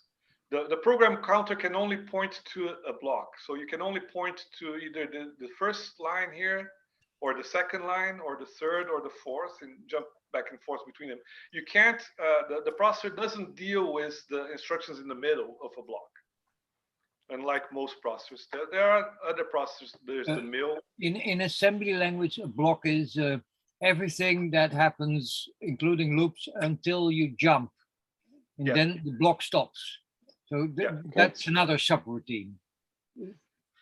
Now, for this processor supposes that our inlining compiler can take a bunch of loops and group them together into bigger blocks, because otherwise, if you just have send messages, it won't do such a good job. So it depends on the adaptive compiler being able to extract. This is not a very, like I said, it's not a very good example. But yeah, so the idea was just to give a flavor of what the current Silicon Squeak looks like, because the slides that Merik had shown were from 2010 and 2012, which was And for those designs, the idea was to have it use as few transistors as possible, so that given area, we could have as many silicon squeaks as possible. Now, each silicon squeak would not execute very fast. So we were worried about byte codes per second per joule. Joule is energy. Energy, yeah. Petajoule, pentajoule. So yeah, so we were our previous designs were favorable relatively, but in terms of absolute performance, any Zen 2 or whatever blew it out of the water. So the idea with Silicon Squeak 5 is to not only have the single thread execute, so you can allocate many ARUs to get the job done, but also we can have other front ends beyond the Squeak bytecode. So we can use something like QEMU to execute ARM or x86 or RISC-V. Which is just a concession to selling extra chips and selling it to data centers. Not a concession to doing better work. It just says, okay, we'll waste half the chip on just appeasing the stupid managers who don't what happened? see. Yeah, what happened was that I came up with an idea of that we could have all the nice features of Silicon Squeak as an extension for RISC-V, which is why I joined the J extension group, because maybe they weren't thinking along the same way. They went in a different direction, but that was the idea. So I came up with. Can I ask you a question? Yes. Yes. So That's how why we're here. how do you express the organizational layer of this? Like up to this point, you've shown I guess that's the Sky 180, right? So that's the implementation layer, right? And then you've shown the architectural layer, which is what the instruction set of the processor looks like. Yes. But how do we express how this is actually, between the architecture and the implementation? There's this whole organizational layer, right? Yes. So you would need something to how, between the gates and the architecture. How do we express, like, what is it in Smalltalk? Is it in some kind of traditional? So for the other listeners, note his shirt. He's a RISC-V designer. He's another chip designer, Boris. So no, sorry, but I don't quite understand. Do you mean if I'm doing Verilog? He's talking about Verilog, or how do you describe that. Well, what do you use for that? Like when for what usually people use either Verilog or VHDL. What do you use? Yeah, so I'm using Verilog right now just to get something done, but I have in the past used a Smalltalk-based ChipCAD system, very interesting one, that runs on VisualWorks called IDAHS. So I didn't like that, but it was a proof of concept. I mean, if the guy wrote that, I could write one. But so it's on the to-do list to do everything that you're seeing in Smalltalk. The simulator for this is in Smalltalk. Now, let me interrupt again. So everybody knows about the meta circular compiler. You write a program, and then it compiles into its own compiler, virtual machine, bytecodes. You write it in itself. Now, Giselle just said we can do the hardware meta circular compiler as well. We write it in Smalltalk, and it generates new microprocessors automatically. Yeah. Not new for you, but I interpret it for the rest of us. Yeah, I've been thinking about this and playing with the little prototypes for about 15 years now. Yeah, but Boris, if you get it into a point where it actually works, and now, about 3 or 4 years ago, I saw this thing, this people do this NMyGen thing where you don't need, and this is an important part about education and about how to get an actual, people starting to want to learn this stuff. you know, Yes. that there is that open source and the whole thing is about this vertical integration. And now there are these guys that you can write a chip without learning Verilog or VHDL or anything. You just need Python, and you're good for, you know, or there's a bug in your microprocessor, and you don't want to go the inverse vandalizing things, as Alan Kay would say, you know, making workarounds because there is a bug in the processor. You just go and fix it in the same Python that you write your, you know, application, compiler, operating system, and everything. Saving yourself 10,000 man years. Really beat me to it. I've, you know, it's just, you know, the day only has 24 hours, and I do, you know, there's a bunch of other. Boris, I was an outsider, and I was amazed when I learned. Look, the reason compiling software into a piece of hardware doesn't usually work high-level synthesis is because they target an FPGA.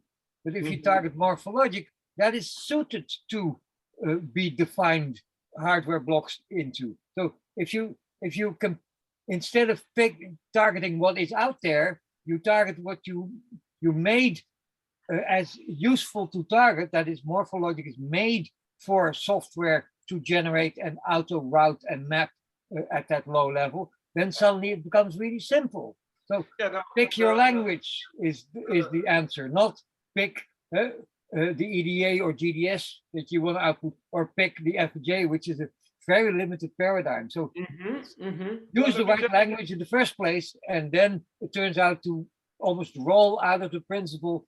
And that, to me, was the eye-opener. That's made me into a chip designer that I actually wasn't when I met. Let me just mention that these Python packages like myHDL or mygem or Blue Chip, System Verilog, they allow you to create a program that when it runs, it will generate a chip. It doesn't allow you to take a random Python program and convert that into of course. Yeah, I understand that.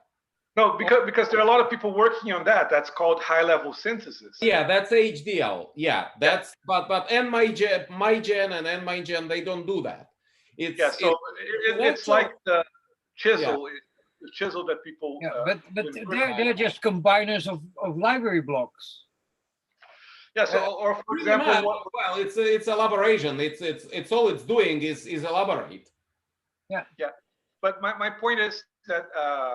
So there are these two lines. One is using a nice language that when you run your program, it generates a circuit. It basically says your program says, oh, add a register here. Oh, do this or do that. It doesn't.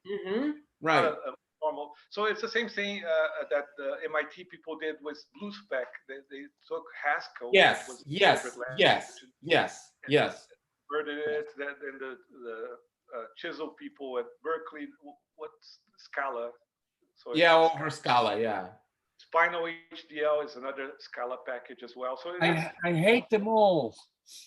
But what I'm saying is that all these packages, they are a library for the language.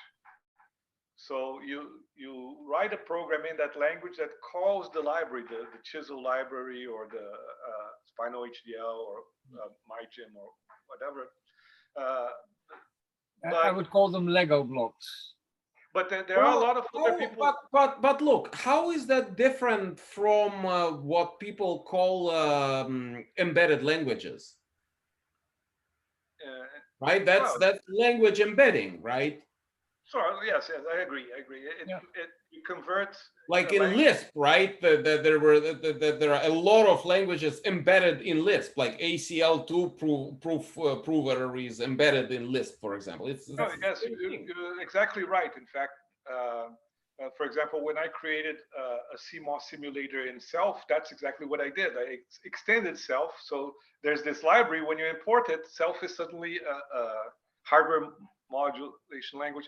There is the thesis of a friend of mine was called Self HDL, where he actually had a graphical thing where you could connect.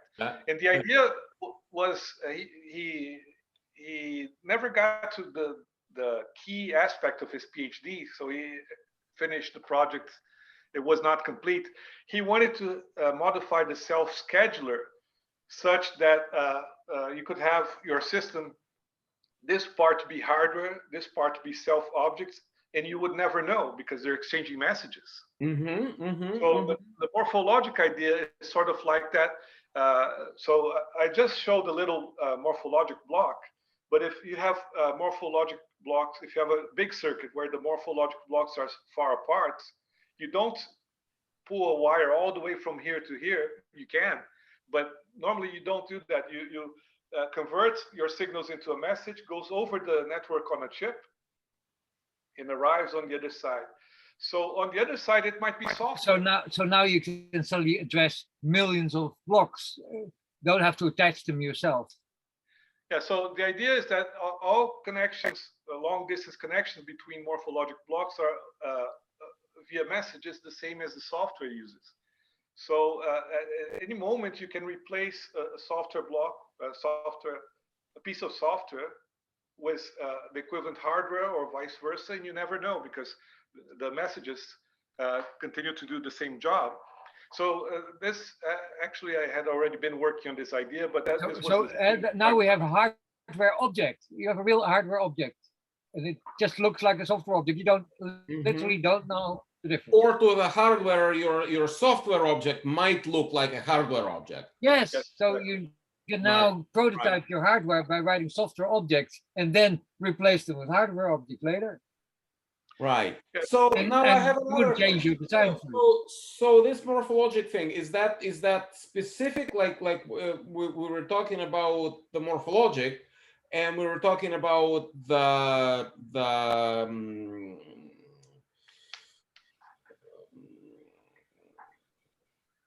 wafer level integration. Are these connected things, or are they? There's not one Morphle Logic. I did 2. Giselle did 3. So we have already 6 Morphle Logics. But you saw that using that old 130 nanometer process, just 256 cells took up a little bit of the block. Well, actually, if we redesign it at the transistor level, we can probably get it to less than 1/10 of the size. So you'd be able to get 2000 in that area, but that's not much. So if you have a wafer scale, the advantage is that then you really don't have limits. I said we have 45 trillion transistors. Now divide that, so I could have divided by 300. 1/100th of that, so that's half a trillion to a quarter of a trillion of these logic blocks, which is staggering. I mean, that's a million times more than an FPGA. Yeah, so the wafer scale only buys you really, really large things. So because but you can't put them on a chip. I mean, even our cheapest chips that we plan to design will have a little Morphle Logic block, but not very large. So now we're talking cents per chip, and it still can have Morphle Logic, except no longer thousands and thousands. But the problem is that now if you put 2 of these chips on the same board, then they have a very weak connection between them. I mean, even compared if they're in the wafer, then you have the top level wire. Well, how weak? I mean, you like this one, eh? So this one is a no weaker than your connection to memory. No, what I mean is, if you have 2 chips on the board, first of all, you only have a few pins. You can't have. I understand. No, but Giselle, fundamentally, you've got to have some connection to memory. You cannot do everything unless we're talking the about memory is SRAM in the chip. Memory. Okay. This chip, for example, has 256 kilobytes of memory inside, but it can only do 340 megahertz wiggling, bit banging of pins with the PO. This is a Raspberry Pi 2040, a 17-cent chip. But the point is, it's really weak at I/O, it's really fast with its internal memory, but that's limited only to 1/4 of a megabyte. So there's trade-offs. The trade-off is it cannot even do a gigabit of talking to outside connection. It can't run a hard disk. It cannot run an Ethernet, but it can run really cheap connections with a tiny. So Morphle Logic is like that. So these are POs from the Raspberry Pi 2040, and a Morphle Logic block is a really good PO. It's even better than this actually. It's more adaptable, etc. But the point is, so it has its advantages and sometimes it has disadvantages. If you would want to use the same thing with external DRAM, you suddenly would need hundreds and hundreds of Morphle Logic blocks just to talk to DRAM. Yeah. But the fact it's asynchronous means okay, but it does run at DDR4 speeds. But it's just a waste of transistors now. Yeah, for the Silicon Squeak 5 design, so the previous Silicon Squeaks, they each processor had about 20 kilobytes of cache in it, and then would connect to some external DRAM controller or something like that.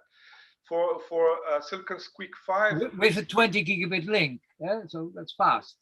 Yeah, but for Silicon Squeak 5, basically every ALU is surrounded by 4 of those little yellow blocks with about 32 kilobytes each.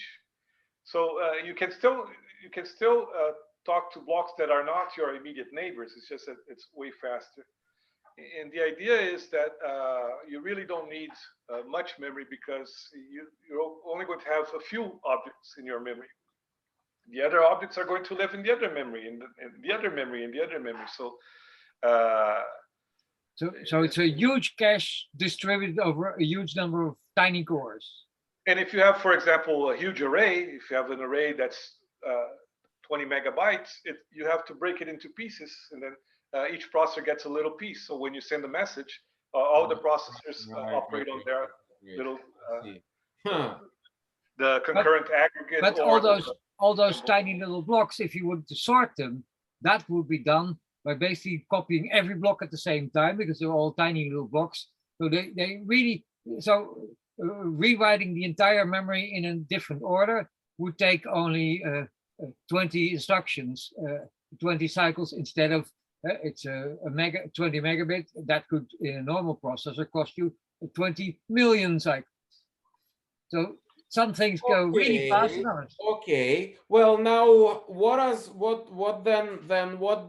a Smalltalk 80 image, like a Squeak image, look like in such a distributed memory? The hardware would be able to read and write and allocate and garbage collect the memory blocks while also encrypting and decrypting at line speed. And so basically what we call the object memory manager in Squeak would now be completely in hardware. And therefore 2 nanoseconds for a whole, create a new object, duplicate a new object, garbage collect, move it around the memory. It could be really fast. Giselle doesn't like that part. I like that part. Are you saying this works now? Yeah. It was demonstrated in '86. So yeah. Yeah. So Merik talked a lot about David Ungar's RoarVM. There was this PCI board that had what's called a Tilera chip, which had 60. I had one. But that worked at 50 nanosecond speed for a whole object. In the what's the name? It's the guy who did the object hardware processor in 5 blocks in '86. It's in your slides and not in my slides, so. No, it's in yours. You showed the Bill Daly's. No, the other one, not Bill Daly. The weirdo from, I think it was Norway or so in the '80s, who had a company just doing object hardware stores in 5 different chips in '85. You're thinking about the recursive from there? Yeah, the recursive. Yeah, but that wasn't very parallel. That was a very sequential machine. So it was very sequential, but it had hardware blocks. But the point is, there's modern stuff that does that too. So from my point of view, is I find the fact that he needs to do 5 or 6 or 8 memory writes just to create an empty block, empty object, that slows down my Squeak a lot. If I allocate 500 gigabytes of array, it takes now a minute in Squeak, and with my hardware blocks, it would create the whole thing in 50 cycles. Yeah, the big difference is that the Tilera actually has the caches, so the RoarVM deals with that. In our case, we're talking about memory blocks that are software controlled. So your software divides it. So you have to explicitly copy objects between the memory rather than depending on the caches. But that's the main difference. In theory, if the RoarVM can work on the Tilera chip, it work on this architecture as well. And the big deal was, for example, Morphic has a lock so that you can only have one thread running it. So you have to rewrite some parts if you want to have the advantage. Which was done, that's done by the Frank project. So they rewrite Morphic completely from scratch to be vector oriented and completely massively parallel. Yeah. So, but the Squeak as is, I mean, imagine that you load an image that you already have somewhere, then it's going to suffer a bit, but not because of the distributed memory. It's just because if you look at all the processors, you're going to have 2 processors doing their job, then this one stops, then this one starts, and then this one stops and it jumps here. But always 2 processors rather than hundreds of processors doing stuff. So because Squeak wasn't written to take advantage of that, but right. This is like how to get around the fact that the Squeak image just insists on, well, basically expressing its serialness, like the serialness of the processor. And I'm not even talking about. I would say not the Squeak image; it's just the Squeak Morphic part. Now, something that's really important that when I first gave this talk about Silicon Squeak, in the audience was one of Alan Kay's students, Alexander Warth, and he wasn't understanding. He says, you say that you have all these separate memories, but Smalltalk has just one memory. And I said, no, it has one address space. Every object has its own memory. There's no way, there's no sequence of byte codes that will allow you to read a byte from another object. You can only read from No, that's fine. That's fine. Yeah, but he hadn't understood that. He thought of it like in C program where a pointer can. Yeah, where it's just. Where that's 4 gigabyte. Yeah. No, that obviously, yeah, you have a fixed organization of what your object graph looks like. Right. Well, you have an object graph, and that is your memory model. But what I mean is that with that memory model, we can split objects among 1,032 kilobyte memories, whereas you can't do that. Which is what RoarVM does. Yeah, but you can only do that if you have this model where no objects can touch any other object's memory, because otherwise you can't put them on different memories. Because then this guy might have a pointer to this guy, but it has a reference to that guy. A pointer is one thing, a reference is another thing. It has a reference. Yes. Then we look up in the object table, and then we find out that it's in core 95, and then the message goes through the network. So that all handles. So that's the reason why we can do this in Smalltalk and can't do it in most other languages. So that's what I missed in my talk, telling everybody massive parallelism is easy in Smalltalk. It's fucking hard in any other language. That I mean, I don't want to force everyone to use Smalltalk. It's the better language. It proves in reality. Now, when Silicon, I quit the language programmation when I was programming microprocessor, and when I heard Quick is the only language can work on all the machine of the world, Mac, Linux, PC, microcontroller. So why don't we use that language? I will tell you later, it's in all LNK's talks, because this world is run by stupid people and managers who don't want to think. That's why. It's animal behavior. It's not has to do with rational thought. It's pop culture. It's not. If they were all scientists, these managers, we would have all those things. But you don't have them because they don't want to think. That's managers only want to do what I learned when I was 5 years old. They don't want to think about it. So that's the short version of it. It's more complicated. In 96, when I get my exam in computer science industrial things, they never taught me about that. Yeah. That's crazy. It's a universal language. The world decisions are made by average people. If they were not average people, they would be programmers like us. Except that the problem, your question should be asked, but why don't we make decisions on how a computer is built and how what processors used and in what language you write?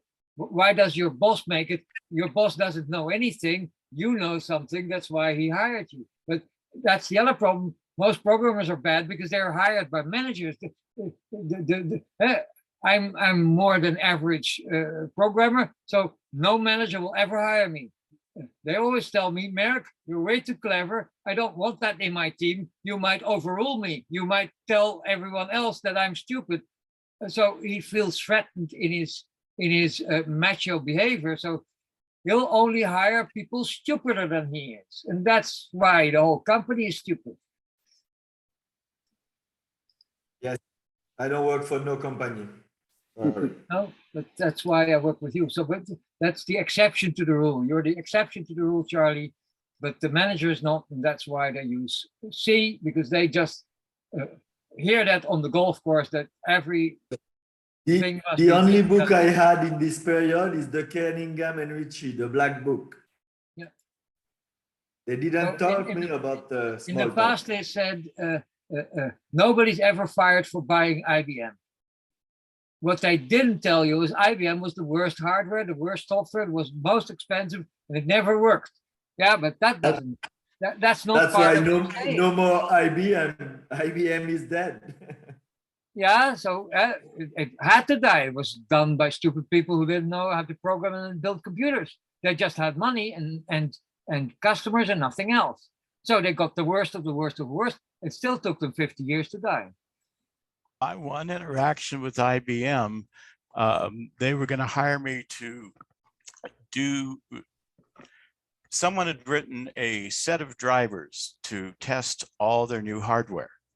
And he had written this monolithic thing in C and was finding it harder and harder to maintain. And he wanted me to maintain it. And I looked at him for a while and I said, look, I'm not that great a C programmer. I'll run into the same problem you do. So instead, what we should do is use something like Visual Basic to create a graphical framework that calls your stuff. And any new driver you add is written with the framework in mind. And he goes, no, we can't use Basic. And I said, why not? Because Basic is too slow. I didn't take the job. A program that's full of bugs is slower still.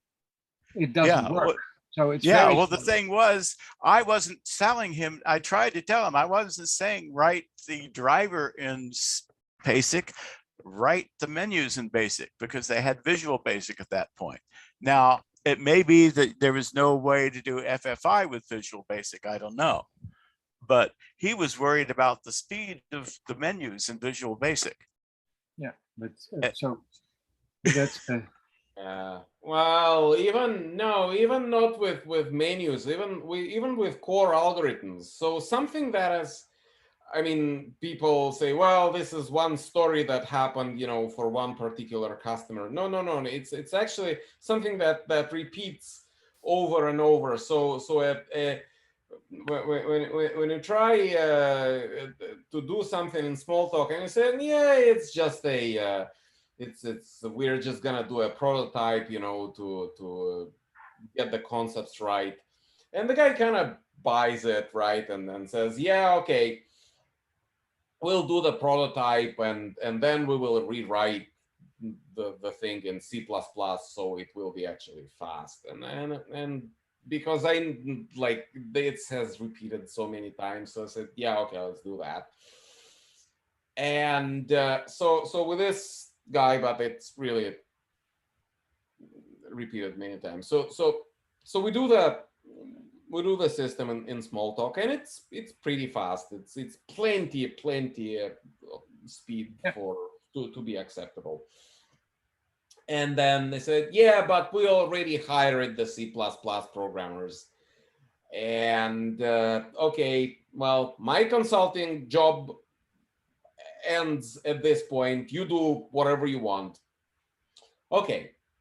6 months later, they call me, super surprised. Hey, Boris, we're trying to understand what's going on. Can you come and help us? We re-implemented this thing, and on real customer data, this thing is 10 million times slower than our Smalltalk prototype. How can it be? And I look at what they did, and from an algorithmic perspective, like there is some sorting stuff going on, and they just programmed in C++, they just re-implemented bubble sort. Whereas, you know, it's properly in Smalltalk, it's all, and I see a bunch of spaces where a bunch of places where they just access things by linear search and all that crap. So we take one example of like the guy just doesn't understand. How can it be? I implemented it in C++ and it's 10 million times slower. Yeah, but look, there's this thing called hashing. That's why you don't go do a linear search. And he doesn't understand the word hashing. He says, I don't understand what's there to cache. No, not caching, hashing. And he just blames it on my accent. And no, let me explain to you. He thought you were talking about hashish, which is weed. Something. So I'm like, okay, let's go very, very slowly, and let me explain to you what hashing is and how you speed up access to data using that. And I start talking, and the guy's eyes roll into like inside his skull. So I spend 20 minutes explaining the idea at an as elementary level I can, and you know, the guy doesn't get it, and he's just sleeping, snoring his eyes completely. And when I'm done after 20 minutes, and I say, okay, well, and that's it in a nutshell. The guy wakes up and goes, Boris,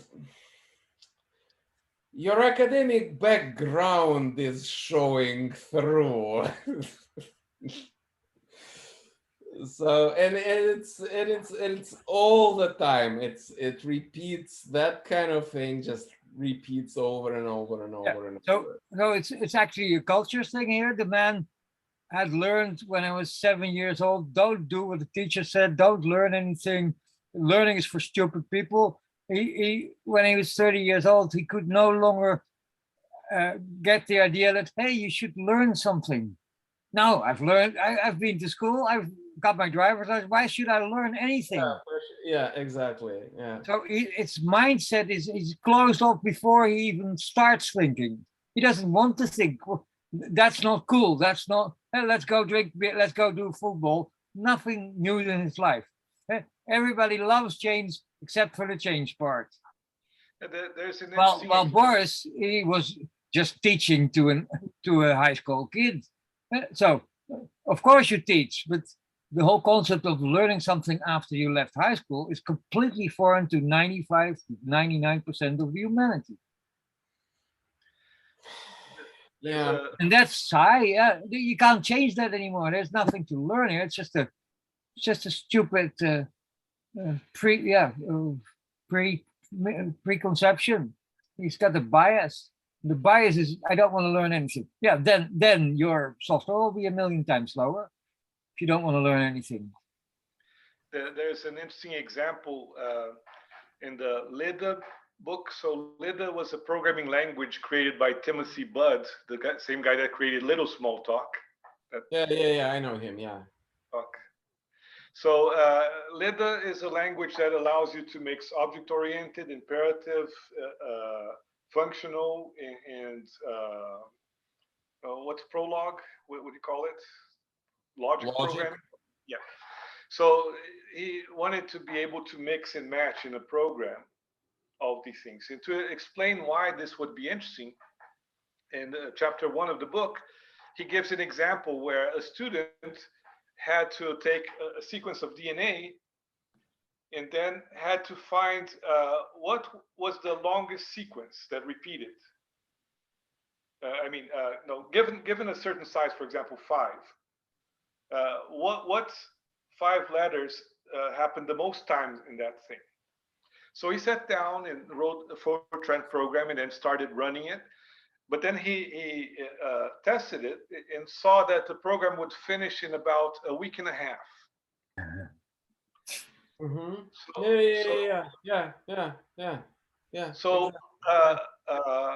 a friend of his said, "Oh, let me try this in APL." He said, "Well, Fortran is a compiled language. You're talking about an interpreter." Yeah, except that. Yeah.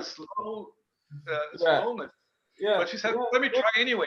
So she did. She wrote the program, and her program finished in under a minute. Mm-hmm. And the reason why is that she basically repeated 5. For example, if the sequence that you're looking for is 5, she repeated the whole DNA 5 times, except shifted by 1. And then she treated that as a column, and then she sorted it. So she did the sort command. So now all repetitions were next to each other, and then she compared everybody with their previous. So she got all the repetitions. Then she found the longest one. And the reason why is it's really hard to sort things in Fortran. Whereas on APL, there's actually a key in the keyboard. Yeah. Sort. Yeah. So APL programmer will always think of trying to use sort in their solution because it's one key. Whereas a Fortran guy will have to call a library, and it's hard because your data is not in the same format that the library function asks for. So it was the difference between less than a minute and a week and a half, because of the idea that the complex step, the linear search was quadratic with the length, whereas that's another interesting conversation that happened at Camp Smalltalk 2 weeks ago with Dan Ingalls, and basically that there is the technological advance where we have faster processors. Sorry, I just posed the general answer to this question. The answer to the question is, so why didn't he program? So people got fired in the 60s and the 70s when they said to their boss, "I'm going to think for a couple of hours before I write my program." They were fired for not being at the keyboard typing. So it's a good story by Edgar Dijkstra. Sorry for interrupting, Boris. Go ahead. Right. So yes, that we've got the technological progress of the machines themselves getting faster and faster, right? But these are only hundreds, thousands, maybe millions of times that today, you know, at the state of the art machine today is how is it faster than, you know, how many times faster it is. But that's the trivial progress, because it is actually not much of a speed up compared to the algorithmic progress, where we would think, oh, well, this is an NP problem. Well, say, for one example, SAT, right? You know, we would 20 years ago we would say, yeah, well, SAT is definitely NP, and we have proof of that. Therefore, you know, all bets are off. We cannot do it.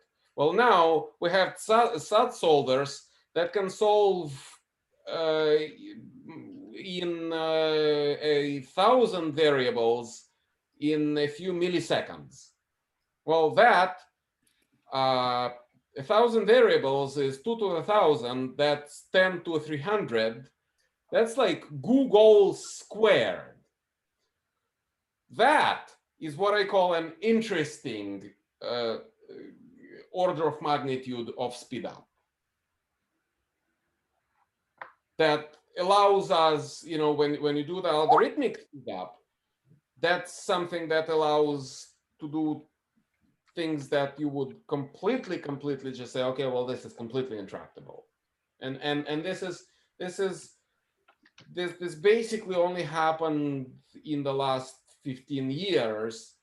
And to me, this is, I view it as important as the invention of the computer itself. You know, like before Alan Turing, let's say, okay, well, this is, you know, this is intractable because this would take, we cannot calculate it with pencil and paper. Okay, but if you have a computer, you can do certain calculations, you know, and suddenly become possible. Well, now, with SAT solvers, for example, you can solve things you would never think were possible on the computer, because it's like, okay, well, it's a search, it's a combinatorial search of a problem space 2 to several thousand, right? So it's like completely off.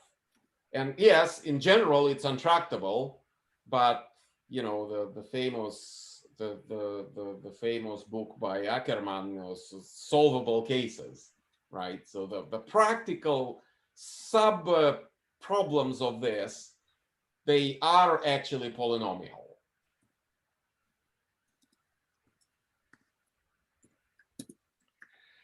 Okay, so